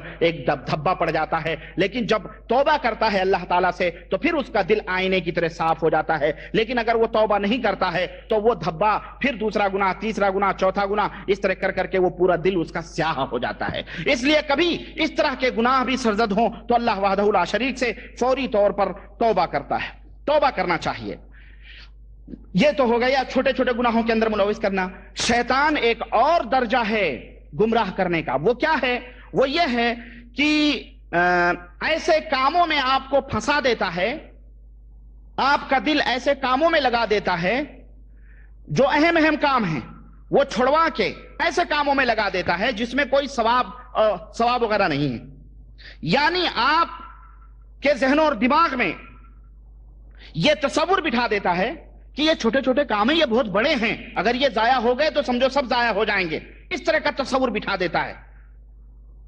حالانکہ وہ جائز ہیں لیکن وہ چھوٹے چھوٹے کاموں میں آپ کو مشغول کر دیتا ہے، مباح ہیں، جیسے سونا، آدمی نیند لینا یہ جائز ہے، لیکن ایک آدمی صبح سوئے تو 12 بجے اٹھے، ایک آدمی رات کو مغرب کے ٹائم سوئے تو جناب عالی وہ 9 بجے اٹھے۔ سونا جائز ہے، حلال ہے، حرام نہیں ہے، لیکن آدمی جب اس کثرت کے ساتھ سوئے گا تو کب اللہ کو یاد کرے گا؟ بھلے وہ نماز پڑھتا ہے، متقی ہے، موحد ہے، بدعتی نہیں ہے، کبیرہ گناہوں سے بچتا ہے، چھوٹے گناہوں سے بھی بچتا ہے، لیکن حلال کاموں میں، مباح کاموں میں بھی اس کو کثرت نوم، اسی طرح سے زیادہ کھانا کھانا، یہ بھی شیطانی عمل ہے۔ دیکھ کر کے فوری طور پر ٹوٹ پڑنا جانوروں کی طرح کھانوں کے اوپر جائز ہے. اسی طرح لباس، کپڑے، جوتے، شوق اور اسی تزئین اور آرائش کے اندر وہ پھنسا رہتا ہے ہمیشہ. اچھے سے چکھاؤ، اچھے سے پہنو، اچھے سے اسی کے اندر وہ پھنسا رہتا ہے. ٹھیک ہے وہ موحد ہے، سب کچھ ہے، لیکن اس طرح بھی شیطان اس کے دلوں کے اوپر حملے کر کے اس کے اندر اس کو مشغول رکھتا ہے اور اس طرح سے آدمی جو ہے آدمی کے اوپر وہ اپنا تسلط جمانے کی کوشش کرتا ہے. چھٹا درجہ گمراہ کرنے کا اس کا یہ بھی ہوتا ہے کہ کوئی کام افضل ہے اور کوئی کام غیر افضل ہے. ٹھیک ہے جائز ہے لیکن غیر افضل ہے، تو آدمی کو شیطان افضل کام چھوڑوا کے غیر افضل میں ملوث کر دیتا ہے اور اس کے دل کے اندر ڈال دیتا ہے یہ سب کیوں کر رہے، یہ کرو، اس کے اندر زیادہ فائدہ ہے، اس کے اندر زیادہ فائدہ. اور اس طرح سے اس کو جو ہے شیطان مسلسل اس کو دیتا رہتا، بھائی یہ افضل ہے، یہ نہیں، یہ نہ کرو، یہ غیر افضلوں میں پھنسائے رہتا ہے. چنانچہ میں آپ کو بتاؤں اس کی بہت ساری مثالیں ہیں اور اس چیز میں یعنی اللہ کے رسول صلی اللہ علیہ وسلم نے بہت ساری خیر اور بھلائی کی چیزیں بتائیں، یہ افضل ہے، یہ افضل ہے، یہ افضل ہے، یہ افضل ہے، لیکن اس کے دلوں کے اندر شیطان غیر افضل چیزیں ڈال کر کے اس کو گمراہ کرتا ہے. چنانچہ جب یہ 6 چیزوں سے وہ اور نا امید ہو جاتا ہے تو پھر وہ کیا کرتا ہے، جب یعنی وہ دیکھتا ہے کہ نہیں بھائی یہ غیر افضل چیزوں کے اندر نہیں پھنس رہا ہے بلکہ ہمیشہ بس صحیح حدیثوں کے اوپر، صحیح باتوں کے اوپر، افضل چیزوں کے اوپر عمل کر رہا ہے، تو پھر اپنے ساتھیوں کو اس کے پیچھے لگا دیتا ہے. دیکھو اب یہ تو بہت بڑا پکا آدمی ہے بھائی، اب اس کے پیچھے لگ جاؤ اور اس کو جو ہے کوئی نہ کسی طرح سے اس کو گمراہ کرنے کی کوشش کرو. اس میں انسانوں کو بھی لگا دیتا ہے، اس کے پیچھے شیطانوں کو بھی لگا دیتا ہے. اور شیطان جو ہوتے ہیں جیسا کہ میں نے بتایا ہے کہ یہ انسانوں میں بھی ہوتے ہیں، جناتوں کے اندر بھی ہوتے ہیں. چنانچہ جب آدمی اس طرح کا موحد ہو جاتا ہے، متبع سنت ہو جاتا ہے، کبیرہ گناہوں سے بچنے لگتا ہے، چھوٹے گناہ بھی نہیں کرتا ہے، اسی طرح سے اچھی اعمال جو نبی کریم صلی اللہ علیہ وسلم سے افضل اعمال ہیں ان کے اوپر عمل کرتا ہے، اور کثرت زیادہ سوتا ہوتا بھی نہیں، زیادہ کھاتا ہے، یعنی جائز چیزوں میں بھی وہ اقتصاد درمیانہ روی اختیار کرتا ہے، تو پھر شیطان انسانوں کو بھی اس کے پیچھے لگا دیتا ہے،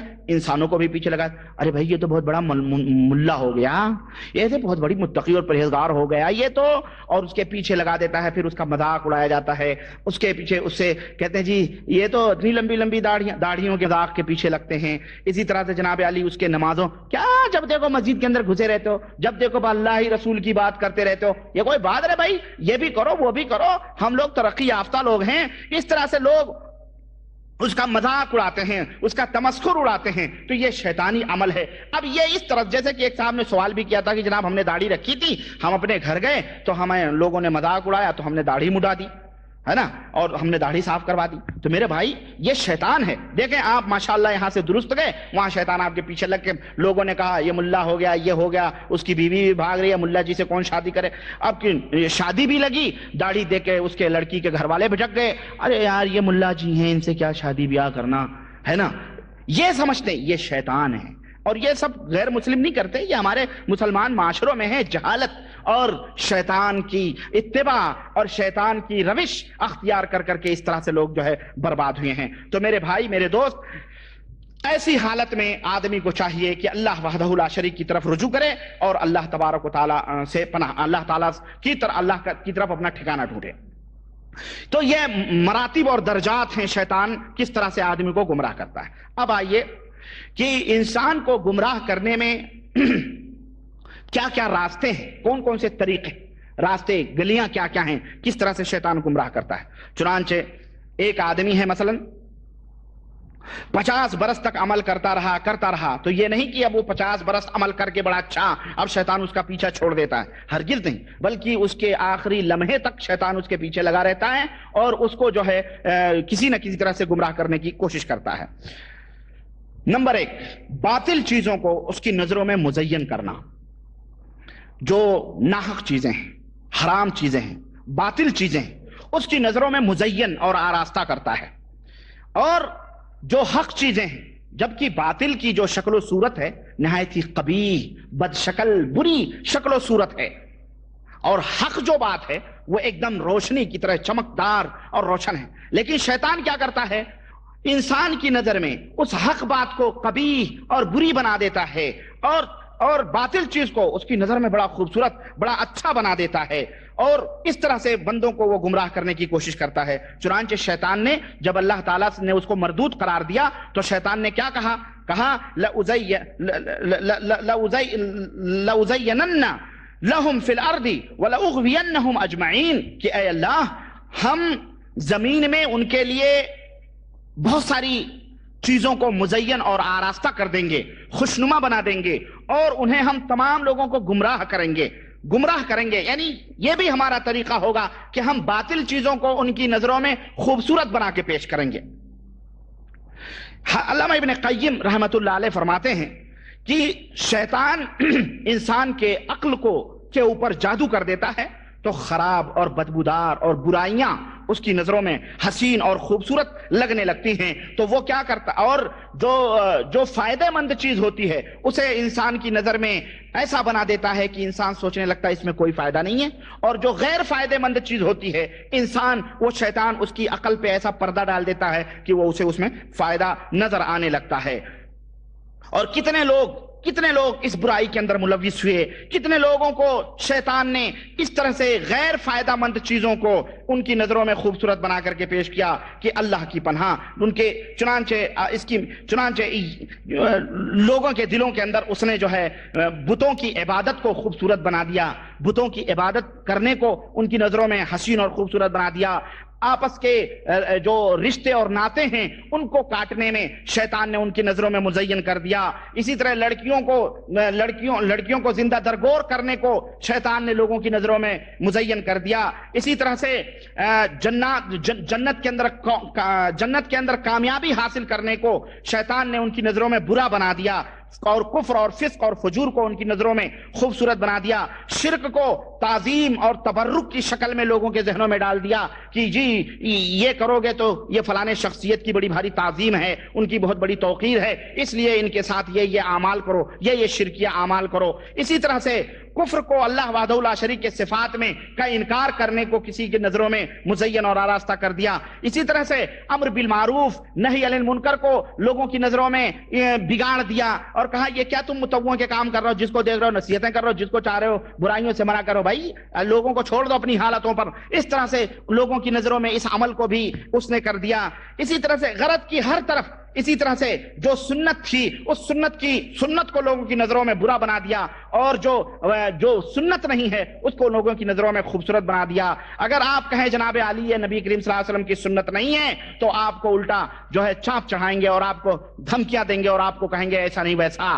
تو وہ بدعتوں کے اندر ملوث ہیں, غیر سنتوں کے اندر ملوث ہیں. آپ کو اللہ کے نبی نے ایسا نہیں فرمایا تو آپ کہیں گے بڑا ہے سنت کرنے والا, ہم ہی اہل سنت والجماعت ہیں, ہم ہی بہت بڑے اللہ کے نبی کے عاشق ہیں. تو غرض کی بدکاریوں کو برائیوں کو ان کی نظروں میں اچھا کر دیا اور جو اچھی چیزیں تھیں ان نظروں میں اس کو برا بنا دیا. اور اس طرح سے بھی شیطان ایک راستہ تو یہ ہے لوگوں کو گمراہ کرنے کا کہ اچھی چیزوں کو بری شکل میں پیش کرنا. جو سنت کے اوپر عمل کرنے والے ہیں, جو نیک عمل کرنے والے ہیں, موحد ہیں, سب ہیں, ان کو لوگوں کے درمیان بدنام کر دیا. یہ جی وہابی ہیں, ان کے ساتھ نہیں اٹھنا بیٹھنا, ان کے ساتھ کھانا پینا نہیں, یہ لوگ وہابی لوگ ہیں, یہ لوگ نبی کریم صلی اللہ علیہ وسلم کے دشمن ہیں, یہ عدو اللہ ہیں, یہ غدار مصطفیٰ ہیں, یہ دشمن مصطفیٰ ہیں, یہ وہابی ہیں, یہ غیر مقلد ہیں, یہ فلاں ہیں, یہ فلاں. یعنی جو حق تھا اسے لوگوں کی نظروں میں اس طرح سے شیطان نے بدنام کر دیا, اس طرح سے ان کی نظروں میں پیش کر دیا, اور جو اصل کفر تھا, جو اصل شرک تھا, جو اصل بدعت تھی, جو اصل غیر سنت تھی, اس کے لوگوں کی نظروں میں مزین اور آراستہ کر دیا. تو اس طرح سے ایک راستہ تو شیطان اللہ کے بندوں کو اس راستے سے گمراہ کرتا ہے. دوسرا راستہ کیا ہے گمراہ کرنے کا اس کو؟ دوسرا راستہ وہ اس طرح سے گمراہ کرتا ہے کہ جو بری چیزیں ہیں, بدنام چیزیں ہیں, ان کو بڑے ہی جذاب اور بڑے ہی یعنی دلوں کو موہ لینے والے نام دے کر کے لوگوں کے اندر پھیلاتا ہے. ارے یہ بابا کی نظر ہے, یہ سندل شریف ہے, یہ گاگر شریف ہے, یہ مزار شریف ہے, یہ جو ہے میں آپ کو کیا بتاؤں, یہ شراب ہے. اب اس کو کیا یہ وhisky ہے, یہ ٹھرا ہے, یہ ادھا ہے, یہ پوا ہے, یہ جن ہے, یہ فلانی وhisky ہے, یہ امپورٹڈ وhisky لندن اور پیرس سے آئی ہوئی ہے. اس طرح سے لوگوں کی نظروں میں اچھا کر دیا. اسی طرح سے جو سماج کے گرے ہوئے سماج کے کھنجڑے کھسرے ذلیل اور حقیر رنڈیاں اور طوائفیں تھیں، ان کو کیا نام دیا؟ ارے یہ اسٹار ہیں۔ یہ کون سا اسٹار ہیں؟ یہ فلانے فلمی اسٹار ہیں، یہ فلانی دیوی ہیں، یا فلانے یہ وہ اسٹار ہیں۔ ان لوگوں کی نظروں میں بڑا ہی مزین اور آراستہ کر دیا۔ دیکھو ارے یہ تو یہ آل ورلڈ میں مس ورلڈ بن کے گھوم رہی ہیں، یہ ابھی ڈیانا ہی مری ہے، یہ دیکھو اس کو لوگوں کی نظروں بعض عجیب، اللہ کی قسم یاد آئی بات مجھے، عجیب و غریب لوگ کس طرح سے گمراہ کیا معلوم ہے آپ کو؟ لوگوں نے ڈیانا مری تو اس کے نام کے بچوں کا، اپنے نام بچوں کا نام رکھ دیا ڈیانا، ڈیانا اپنے بچوں کا نام رکھ دیا۔ یہ گمراہیت نہیں ہے تو اور کیا ہے؟ اس طرح سے دلوں کے اندر یہ بھی راستہ ہے۔ یہ رنڈیاں، یہ کھجڑے، یہ خسرے، ان لوگوں کو کہا یہ اسٹار ہیں، یہ فلانے اسٹار ہیں، یہ فلانے اسٹار ہیں۔ ہیروین کا نام دیا، ہیرو ہیں یہ ہیروین، جبکہ یہ ناچ گانے والے کمینے، یہ رنڈیاں، یہ طوائفیں جن کی کوئی سماج کے اندر عزت و آبرو نہیں۔ اس طرح سے شیطان ان ناپسندیدہ لوگوں کو سماج اور سوسائٹی میں یہ فلانے خان ہیں، یہ کیا کہتے ہیں اس کو، بینڈ باجوں کے استاد ہیں، استاد فلاں خان ہیں، یہ استاد دھگا خان ہیں، ان کے انگلیوں پہ جناب عالی کیا کہتے ہیں سب کچھ، یعنی غلط کہنے کا آپ سمجھ جائیں، اشارہ اتنا کافی ہے یار اتنا سمجھنے کے لیے۔ یہ جتنے بھی سماج اور سوسائٹی کے گرے ہوئے لوگ ہیں، شیطان لوگوں کی نظروں میں انہیں بڑا ہی بہترین نام دیتا ہے، بڑا ہی نام۔ چنانچہ ہمارے درمیان بھی ایسے ایسے سنت بدعتی لوگ ہیں، قبر پرست ہیں بیچارے، درگاہوں پہ سجدے کرتے ہیں، لیکن لیبل کیا لگایا ہوا شیطان نے ان کو دیا ہوا ٹائٹل؟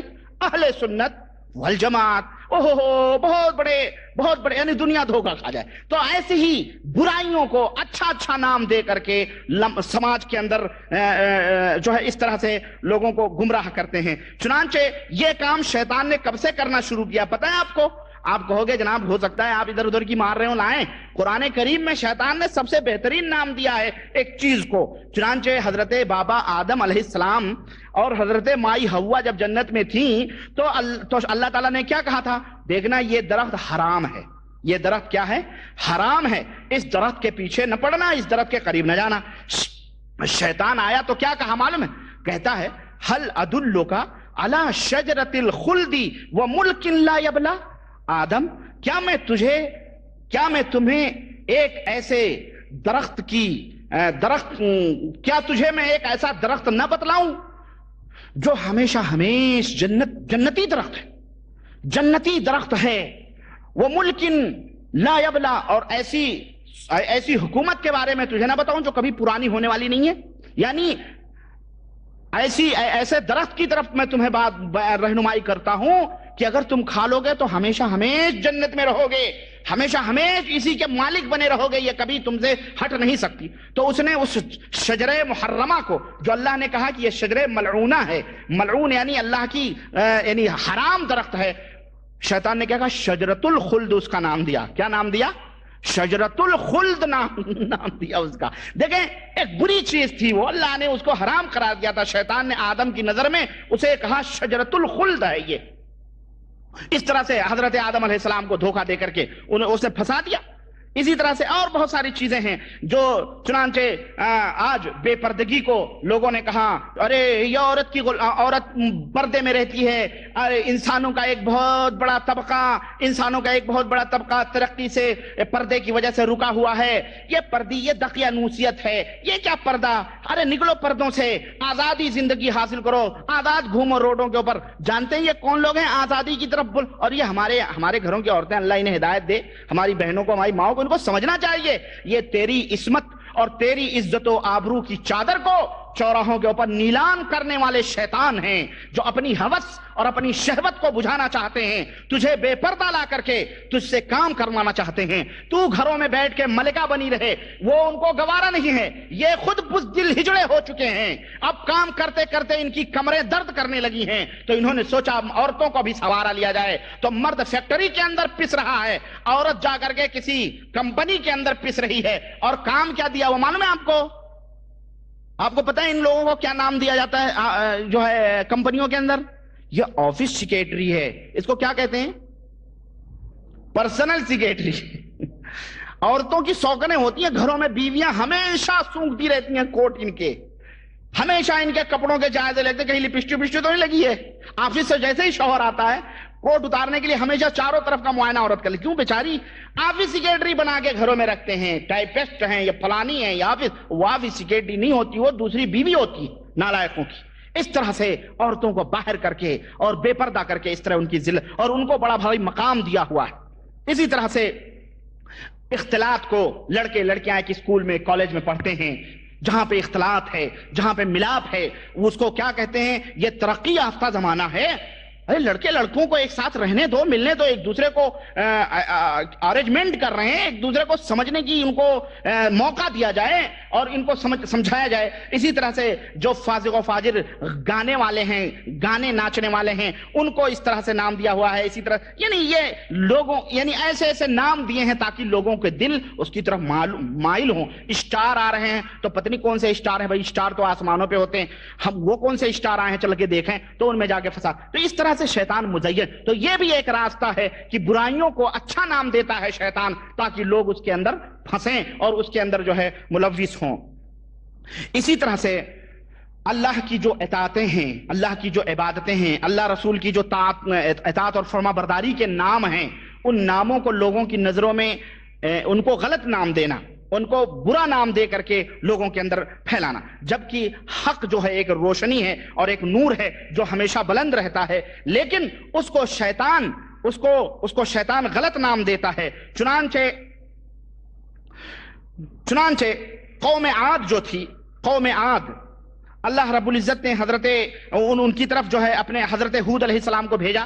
تو قوم عاد کی نظر میں اللہ کی اطاعت اور فرما برداری کو شیطان نے کیا رنگ دکھایا. دیکھیں اللہ تعالیٰ نے فرمایا اِنَّا لَنَرَاكَ فِي صَفَاحَةٍ وَإِنَّا لَنَظُنُّكَ مِنَ الْكَاذِبِينَ کہ ہود ہم تو تمہیں بیوقوف ہی سمجھتے ہیں، جبکہ وہ اللہ کے نبی تھے، اللہ کے مطیع اور فرما بردار تھے، اللہ کے عزیز بندے تھے. لیکن شیطان نے کیا کہا؟ ان قوموں نے کیا کہا؟ شیطان نے ان کی نظروں کا زاویہ پیمانہ کیسے تبدیل کیا کہ ایک اللہ کی اطاعت اور فرمانبرداری کرنے والے کو کہا ہم نے تمہیں بیوقوف سمجھتے ہیں اور ہم یہ سمجھتے ہیں تم جھوٹے آدمی ہو، جھوٹے ہو. تو اس طرح سے بھی شیطان جو ہے لوگوں کی نظروں میں حق چیز کو باطل نام دیتا ہے. یعنی انہیں جھوٹا، انہیں پاگل اور انہیں کذاب کہا جاتا ہے، انہیں بیوقوف معاشرے کے اندر سمجھا جاتا ہے. چنانچہ ہمارے ہاں بڑے بڑے لوگ جو دڑمنڈے ہیں، داڑھی کلین شیو ہے، وہ جب آتے ہیں تو ان کے لیے ہمارے پارٹیوں میں ایسی بھی پارٹیاں ہوتی ہیں، پتہ ہے آپ کو، آئیے فلانے صاحب ہیں، ان کے لیے باقاعدہ کرسیاں اور میز دیے جاتے ہیں. اور بیچارہ اگر داڑھی اوڑی رکھ کر کے آیا ہے تو اس کی کوئی عزت و آبرو، فلاں بیٹھ جائیے ادھر، جیسے کہ کوئی عزت نہیں. یہ دیکھیں یہ شیطانی عمل ہے. اللہ رب العزت کا مطیع اور فرما بردار ہے، اس کی یہ عزت و آبرو نہیں کرتے.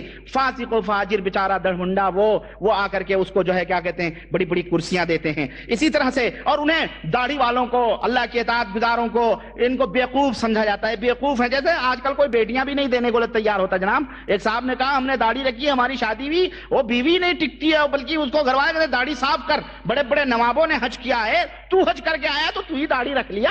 ان لوگوں کو کہاں داڑھی رکھتے تھے؟ سوچیں ان کا دین نوابوں کے دین جیسا ہے، سمجھ رہے ہیں؟ اس طرح سے اسی طرح سے فرعون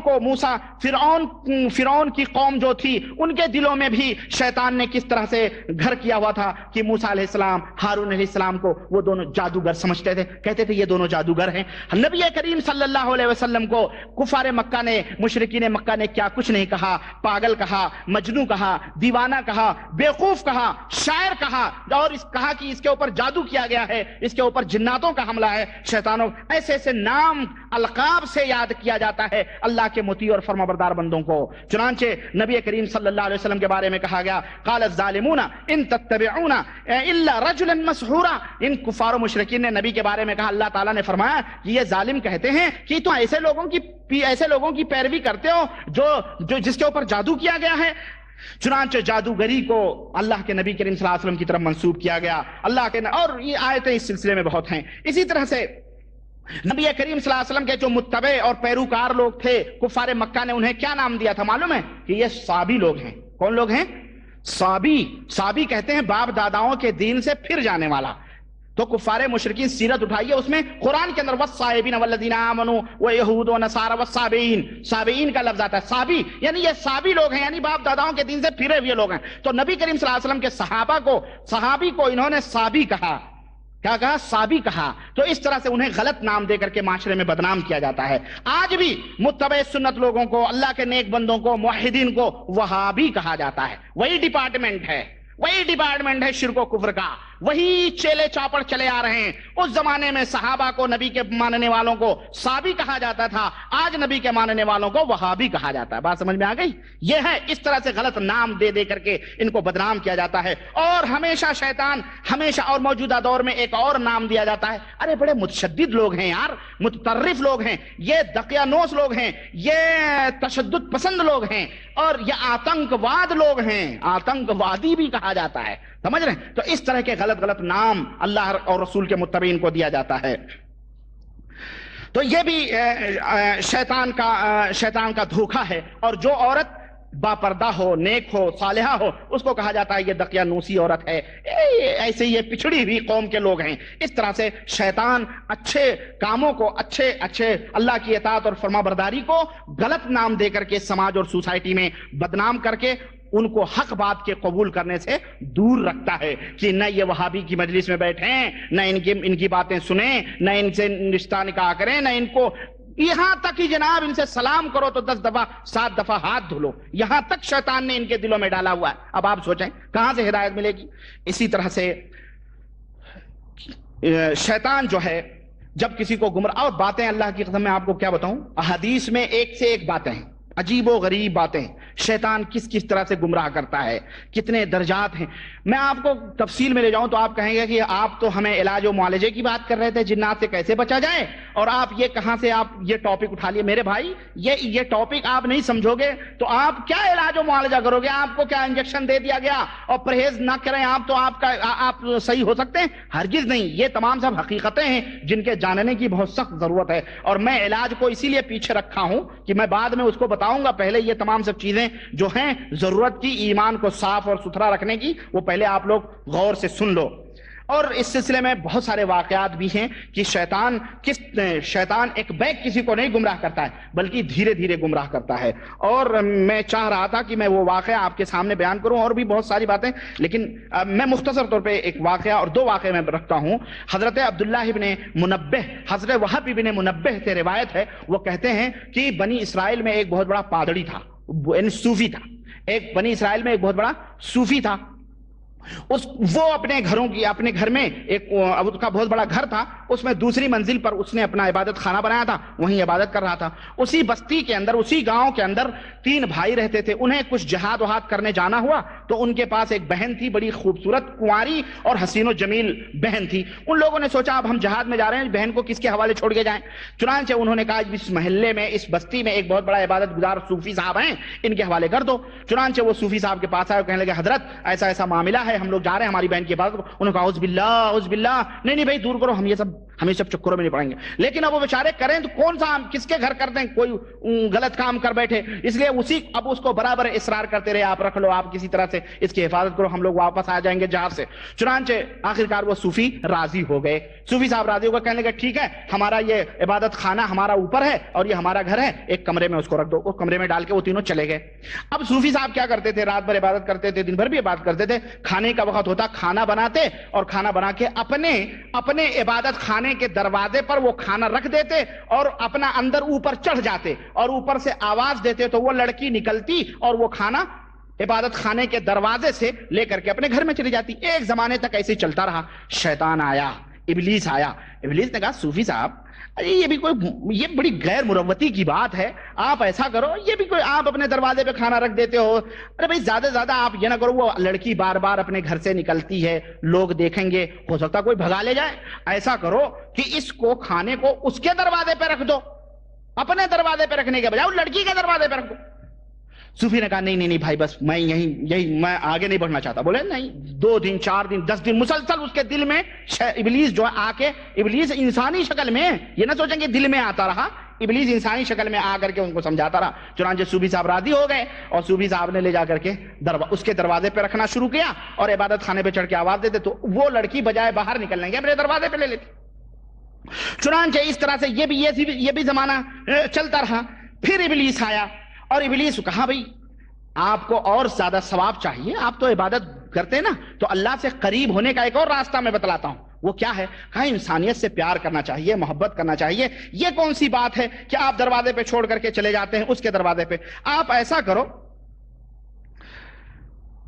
کرو کہ اگر وہ کھانا اس کے گھر میں دروازے کے اندر اس کے کمرے میں لے جا کے رکھ دو تو اس میں اور اجر اور ثواب ہے، اس میں اور زیادہ اجر اور ثواب ہے.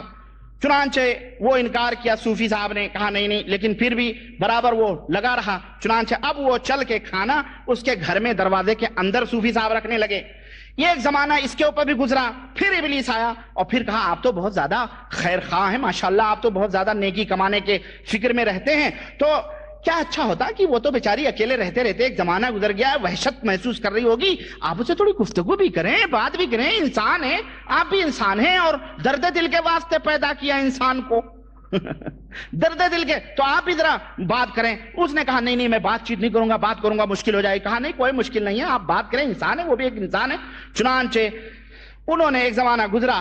اب وہ کیا کرتے، کھانا گھر میں رکھ کے اپنے عبادت خانے میں مسجد میں چلا جاتا اور وہیں سے اس سے بات کرتا، بات چیت کرنا ہوتا تو کرتا، وہیں سے بات چیت دور سے کرتا. پھر ابلیس آیا اور اس نے کہا اگر آپ نیچے اتر کے اور اس کے دروازے اور اپنے عبادت خانے کے دروازے سے بیٹھ کے بات کریں تو اور اچھی بات ہے، اس میں اور بیچاری کو سکون ملے گا. چنانچہ پھر انکار کیا صوفی نے، لیکن وہ پیچھے لگا رہا. چنانچہ پھر وہ پھنس گیا. وہ اس نے کہا ٹھیک ہے، اب اپنے عبادت خانے سے اتر کے اپنے دروازے پہ کھڑ کے دروازے سے بات چالو ہوئی. اب اس طرح سے چلتی رہی بات. چنانچہ ایک دن پھر آیا ابلیس اور اس نے کہا کہ اب وہ آپ کے لیے باہر نکلتی ہے اور کیا کہتے ہیں وہ کنواری لڑکی ہے، حسین اور خوبصورت ہے، آپ ایسا کریں وہ اپنے دروازے پہ رہتی ہے، آپ اپنے دروازے پہ رہتے ہیں، اس کے دروازے پہ چلے جائیں، وہاں پہنچنے میں کیا بات ہے. چنانچہ پھر انہوں نے انکار کیا، لیکن اس کے دروازے پہ وہ پہنچ گئے. وہاں ایک زمانے تک دونوں بات کرتے رہے. پھر خیر اور ثواب کی آرزو اور فریب لے کر کے شیطان آیا. اس نے کہا کہ اگر آپ اپنے اس کے گھر میں جائیں اور آپ اس کے پاس جا کر کے گفتگو کریں تو اور اچھی بات ہے، اس میں اور خیر اور ثواب ہے. چنانچہ ابلیس وہاں بھی اس کو پہنچا دیا اور وہ گھر میں جا کر کے بات کرنے لگے. اب یہاں تک کہ اسے اتنا قریب ہو گئے، ابلیس نے کہا اب وہاں بیٹھ کر کے بھی آپ بات چیت کر رہے ہیں. اب جب لڑکی دیکھی صوفی صاحب نے تو ماشاءاللہ تبارک اللہ. چنانچہ جناب علی اب وہ ایک دن بھر وہاں رہتے اور رات کو اپنے گھر میں چلے آتے یہ عبادت خانے میں. لیکن اب ایک زمانہ ایسا بھی آیا کہ شام ہو گئی اور وہیں صوفی صاحب بیٹھے رہے بات میں. اب وہ خوبصورت لڑکی بات چیت ہوتی رہی آمنے سامنے، تو اس نے جو ہے شیطان نے اس کے دل میں اس لڑکی کی محبت ڈالی اور خوب آراستہ کیا، مزین کیا. چنانچہ یہ جو ہم بتائیں آپ کو، یہ جو آپ کہتے ہوں گے ہم نے دیکھے بھی ہیں روڈوں پر چلتے ہوئے بہت سارے لوگوں کو بامبے وغیرہ میں بیٹھے رہتے ہیں عاشق و معشوق روڈوں پہ، ہے نا، دیکھو تو چہرہ دیکھنے کے لائق نہیں ہے لیکن پتہ نہیں کیا چمٹے ہوئے رہتے ہیں. اب ان سے لیکن ذرا ان کی نظروں میں دیکھیں، وہ ان کے لیے حور ہوتی. کہتے ہیں لیلا نہایت ہی کالی تھی، لیکن کہنے والے نے کہا کوئی مجنوں کی نظر سے دیکھے تو لیلا اس کو کیا نظر آتی. تو ایسے ہی سمجھیں شیطان ان کی نظروں میں اسے خوبصورت بنا دیتا ہے. ایک لڑکی آپ کو حسین اور خوبصورت لگتی ہے لیکن دوسری کو بد شکل لگتی ہے، اس کا دل نہیں مائل ہوتا ہے. یہ کیوں؟ یہ شیطان ہے، شیطان اسی کو خوبصورت بنا دیتا ہے. تو شیطان نے اس صوفی کی نظر میں اس لڑکی کو خوبصورت کر دیا. اب جناب علی بات چیت چلتے چلتے صوفی نے اس کی ران پہ ہاتھ مارا. اب ران پہ ہاتھ مارا اور اس کی پپی لی تو گئے. شیطان نے اس کو یعنی بدکاری میں ملوث کر دیا. وہ رات اس نے خوب عیش سے گزارے، یہاں تک کہ اب راتیں صوفی صاحب کی عبادت چھوڑ کے وہیں گزرنے لگی. اور جناب علی یہاں تک کہ وہ حاملہ ہو گئی، لڑکا بھی جنتی. اب لڑکا پیدا ہو گیا. جب لڑکا پیدا ہوا تو ابلیس پھر آیا. کہا دیکھو لڑکا تو پیدا ہو گیا ہے لیکن اس کے بھائی آئیں گے تو بہن کو تو کنواری چھوڑ کے گئے تھے، یہ لڑکا کہاں سے لے کے بیٹھی ہے، بہت برا ہوگا، یاد رکھنا. ایسا کرو اس لڑکے کو قتل کر دو، قتل کر کے دفن کر دو، خلاص معاملے ختم ہو جائے. بھائی آئیں گے ان کو پتہ بھی نہیں چلے گا. چنانچہ صوفی صاحب بیچارے کیا کرے، مرتا نہ تو کرتا کیا، اس نے جو ہے اس کو ذبح کیا اور لے جا کر کے گھر کے پچھواڑے اس کو دفن کر دیا کھڈا کھود کے. کچھ دن کے بعد پھر شیطان آیا. اس نے کہا تم نے لڑکے کو تو ذبح کر دیا لیکن کیا تم یہ سوچتے ہو کہ جب اس کے بھائی آئیں گے تم نے اس کی ماں کے بیٹے کو چھینا ہے تو اپنے بھائی سے وہ بیان نہیں کرے گی کہ میرے بچے کو قتل کیا ہے. تو کہا پھر کیا کروں. کہا اس کو بھی ختم کر اور اس کو بھی بیٹے کے ساتھ دفن کر دے. اس نے ایک رات اس کو بھی قتل کر کے بیٹے کے ساتھ دفن کر دیا. کچھ دن کے بعد وہ لوگ آئے, اس کے بھائی لوگ آئے, اب اس صوفی کے پاس پہنچے, کہا ہماری بہن کیا ہے, رونے دھونے لگا, ایک جھوٹی موٹی قبر دکھا دی, کہا یہ قبر ہے. چنانچہ وہ بیچارے صبر کر کے وہاں ایک مدت تک قبر کے پاس رہے, روئے دھوئے, صبر وبر ہوا. یہ لوگ جب پھر گھر پہ آئے تو ایک دن شیطان ان کے خواب, بڑے بھائی کے خواب میں آیا. کہا بھائی تمہاری بہن کہاں ہے؟ تو اس نے کہا بھائی ہم نے فلاں خواب میں فلاں کے پاس دیا تھا. اور اسے کہا نا بات یہ نہیں ہے. کہا پھر بات کیا ہے؟ کہا بات یہ ہے کہ اس نے اس کے ساتھ زنا کیا, پھر بچہ پیدا ہوا, پھر اس کو قتل کیا, بچے کو, تمہاری بہن کو بھی قتل کیا. اور اگر تم اس بات کی دلیل چاہتے ہو تو اپنے گھر کے دروازے پہ جا کے کھودو, تمہاری بہن اور تمہارے بھانجے یعنی اس کی لڑکے, حرامی لڑکے کی لاش دونوں ساتھ میں ملے گی. وہاں سے ہو کر وہ سو رہا ہے, خواب میں اس کو آیا. دوسرے بھائی کے بھی خواب میں یہی واقعہ. کہا تیسرے بھائی سے یہی پوچھا. صبح جب ہوئی تو بڑے بھائی نے کہا میں نے آج یہ خواب دیکھا ہے. دوسرے نے کہا بھیا میں نے بھی دیکھا ہے. تیسرے نے کہا میں نے بھی یہی خواب دیکھا ہے. تو بڑے بھائی نے کہا چلو کوئی بات نہیں, ہو سکتا ہے ایسا ہو. لیکن چھوٹے نے کہا نہ یہ ضرور کوئی مسئلہ. کہا کوئی مسئلہ نہیں, یہ شیطانی خواب ہے. کہا نہ ضرور چلو چلتے ہیں. چنانچہ ضد کیے گئے, جو نشانی خواب میں شیطان نے بتلائی تھی وہ نشانی پہ اس کو کھودا تو دیکھا بہن اور بھائی کی دونوں, بیٹے اور ماں کی دونوں لاش وہاں دفن تھی. چنانچہ جناب علی نے صوفی صاحب کو پکڑے, ان کی عبادت گھر وہ چلائے, اور اس کے بعد ان کو پکڑ کے لا کے رسی میں باندھا کہ اب ان کو سولی پہ لٹکائیں. تب ابلیس پھر آیا. وہاں صوفی صاحب کے پاس ابلیس آیا اور کہتا ہے قد علمت انی انا صاحبک الذی فتنتک المرأة حتى احبلتها وذبحتها وابنها فان انت اطعتني اليوم وكفرت بالله الذي خلقك وصورك خلصتك مما انت فيه. شیطان نے کہا تم مجھے پہچانتے ہو میں کون ہوں؟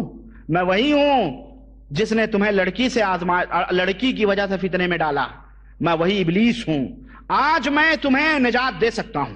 آج تو تم مرنے والے ہو, لیکن اس موت سے میں بچا سکتا ہوں. یاد رکھو. وہ کیا ہے؟ کہا اس نے کیسے بچ سکتے ہیں موت سے؟ اس نے کہا اس موت سے تمہیں ہم یوں بچا سکتے ہیں کہ تم اللہ کا انکار کر دو.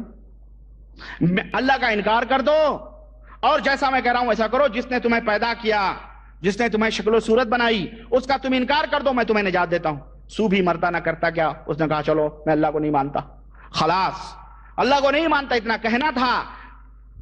تو وہ کیا ہوا, فوری طور پہ وہاں سے ہٹ گیا. کہا اب مجھے تمہاری ضرورت نہیں ہے, ہم اپنے مقصد کو پا چکے. اس طرح سے شیطان اسٹیپ بائی اسٹیپ انسان کو گمراہ کرتا ہے. اور آج بھی یہی مثال لے لو. کسی مصیبت میں ملوث کیا, کسی چیز میں کیا, چنانچہ جناب علی دھیرے دھیرے دھیرے دھیرے جا کے چوکھٹے پہ سجدہ کرواتا ہے, تازیوں پہ جھکواتا ہے, پنجوں کو چمواتا ہے, وہاں نظر و نیاز چڑھواتا ہے, مرغے ذبح کرواتا ہے. آزما کر کے جب تم شرک کر لیتے ہو تمہیں لات مار کے چلا جاتا ہے. خلاص اب تم نمازیں پڑھو, روزے سب کچھ کرو, تمہیں نہیں پوچھنے آئے گا. اس طرح سے اسی طرح کی ایک چھوٹی سی مثال ایک اور حضرت وہاب ابن منبہ کہتے ہیں, ابن جوزی نے اپنی کتاب میں نقل کیا ہے تلبیس ابلیس میں. وہ کہتے ہیں کہ ایک اسی طرح سے بنی اسرائیل میں ایک بہت بڑا عبادت گزار تھا اپنے زمانے کا. وہ عبادت کر رہا تھا. ابلیس مسیح علیہ السلام کی شکل میں آیا, حضرت عیسیٰ علیہ السلام کی شکل و صورت میں آیا اور دروازے پہ, اور یہ مسیح علیہ السلام کا زمانہ بھی تھا, حضرت عیسیٰ کا زمانہ تھا. وہاں آیا اور اس نے کہا کہ اے صوفی نکل, میں تجھ سے بات کرنا چاہتا ہوں. اس نے کہا, صوفی نے کہا جاؤ بھائی اپنے کام سے کام رکھو, میں اپنے زندگی میں کسی سے بات نہیں کروں گا, نکل جاؤ. پھر اس نے کہا نکل, میں مسیح علیہ السلام ہوں, میں عیسیٰ ہوں, آیا ہوں تجھ سے ملاقات کرنے کے لیے. عیسیٰ آئے ہیں ملاقات کرنے کے لیے, نکل. اس نے کہا اگر آپ عیسیٰ ہیں تو آپ ہی نے تو کہا ہے اللہ کی عبادت کرو, اللہ کے ساتھ کسی کو شرک نہ کرو, تو ہم اللہ کی عبادت میں مشغول ہیں, اب تم ہمیں ڈسٹرب کرنے کیوں آئے؟ جاؤ, ہم نہیں تم کو مانتے, ہم نہیں نکلیں گے, جاؤ تمہیں. چنانچہ وہ ملعون جو ہے اس کو چھوڑ کر کے وہاں سے چلا گیا. اب یہاں دونوں عابد ہیں, دونوں عبادت گزار ہیں. دونوں عبادت گزار کے واقعے کو رکھو. ایک کو جہالت نے مارا, صوفی جاہلات میں اللہ کی عبادت بھی کر رہا تھا, سب کچھ کر رہا تھا, جہالت میں وہ کہاں گیا, کفر کر لیا. لیکن اس کو معلوم تھا دوسرے عابد کو, دوسرے عبادت گزار کو, کہ عیسیٰ علیہ السلام نے اللہ کی عبادت کرنے کا حکم دیا ہے, اللہ کے ساتھ کسی کو شرک کرنے کا حکم نہیں دیا ہے. یہ عالم تھا, علم تھا اس کو. اس علم کی وجہ سے اللہ تعالیٰ نے اسے نجات دے دیا اس شیطان اور لعین سے. آج آپ دیکھ لو کتنے صوفی ہیں بیچارے, جاہل مطلق, تسبیحیں پڑھا, روڈوں پہ چل بھی رہے ہیں, بات چیت بھی کر رہے ہیں آپ سے, اور تسبیح بھی ڈھیل رہی ہے. ان سے کہو بھائی ہمیں یا تو بات کرو یا تو آپ جو ہے تسبیح نیچے گراؤ. کہتے نہیں دل میرا پڑھ رہا ہے. کیا کر رہا ہے؟ اللہ کی قسم بتا رہا ہوں، اللہ کی قسم ہے. اور آپ دیکھ لو خانقاہوں میں، آپ دیکھ لو بڑے بڑی جماعتوں میں موجود ہیں اور باتیں بھی کریں گے، اور آپ ان سے کہو کہ بھائی دین کی، نہیں بس ہم اللہ کی یاد میں ہیں، ذکر میں ہیں. یہ ذکر ہے، یہ جاہل ہے. اللہ کے رسول صلی اللہ علیہ وسلم نے، ترمذی کے اندر حدیث یہ موجود ہے، اسی وجہ سے اللہ کے رسول صلی اللہ علیہ وسلم نے فرمایا کہ فضل العالم علی العابد کفضلی علی ادنی رجل من اصحابی. ترمذی کی روایت حضرت ابو امامہ کہتے ہیں کہ میری امت کا جو عالم ہے اس کا مقام اور اس کا مرتبہ اس طرح سے ہے جیسے میرے قریب کا کوئی صحابی. عابد عبادت گزار کے اوپر، جو عبادت گزار ہے، جاہل ہے، عبادت گزار ہے، اس کے اوپر میرے امت کا عالم کا جو مقام اور مرتبہ ہے ایسے ہی ہے جیسے میرا مقام میرے صحابہ کے اوپر ہے. سمجھ میں آئی بات؟ اس طرح سے یعنی عالم، علم کی روشنی میں آپ اللہ کی ذکر کرو، اللہ کی تبلیغ کرو، اللہ کی دعوت دو، اللہ کی طرف لوگوں کو پورا. جہالت کا ٹوکرا رکھ کے وہ گندے دوسروں کے اندر نم جرسوں میں ملوث کرو کہ جاؤ تبلیغ کرنے، جاہل مطلق ہیں، علم نہیں ہے، کچھ بھی نہیں ہے، اور لوگوں کو عبادت کی طرف بلا رہے ہیں. ابے پہلے تو اپنی عبادت درست کر لے. جاہل آدمی، تجھے پتہ ہی نہیں نماز کیسے پڑھا جائے. جو حضرت نے سکھا دیا، کھانا کھاؤ ٹوپی پہن کے کھاؤ، حمام میں جاؤ ٹوپی پہن کے جاؤ، نماز پڑھو تو دونوں انگوٹھے کے بیچ میں 4 انگل کا فاصلہ رکھو، کھانا کھاؤ دونوں انگوٹھے اس طرح رکھو، فلانی طرف. اس طرح کی ایسی عبادتیں، ایسی ریاضتیں، ایسی مشقیں ان صوفیوں نے اپنائی ہیں کہ شیطان نے ان کی نظروں میں ان اعمال کو مزین کر دیا ہے اور یہ اس طرح سے گمراہ ہوئے ہیں. تو میرے دوست، اس طرح سے شیطان گمراہ کرتا ہے اور یہ راستہ ہے، شیطان اس طرح سے دلوں کے اندر داخل ہوتا ہے. اور بھی باتیں ہیں انشاءاللہ تعالی اس تعلق سے کہ اور بہت ساری باتیں ہیں. میں چاہ رہا ہوں کہ میں ان کو تفصیلی طور پر آپ کے سامنے رکھوں تاکہ بہت ساری چیزوں سے پردے آپ کے سامنے اٹھ کے آ جائیں اور آپ کو حقیقت کا علم ہو جائے اور آپ اچھے بھلے علم کی روشنی میں اللہ وحدہ لا شریک کو مانیں اور شیطان کے جو راستے ہیں ان کو اچھی طرح سے سمجھیں. یہ چند باتیں اور بقیہ باتیں انشاءاللہ تعالی میں اگلے لیکچر میں کہنے کی کوشش کروں گا. اللہ وحدہ لا شریک سے دعا ہے کہ اللہ تعالی ہمیں اور آپ کو نیک عمل کرنے کی توفیق عطا فرمائے اور ہم سب کو کتاب و سنت پہ چلنے کی توفیق عطا فرمائے. آمین یا رب العالمین. وصلی اللہ علی نبینا محمد وعلی آلہ وصحبہ اجمعین. والسلام علیکم ورحمۃ اللہ وبرکاتہ.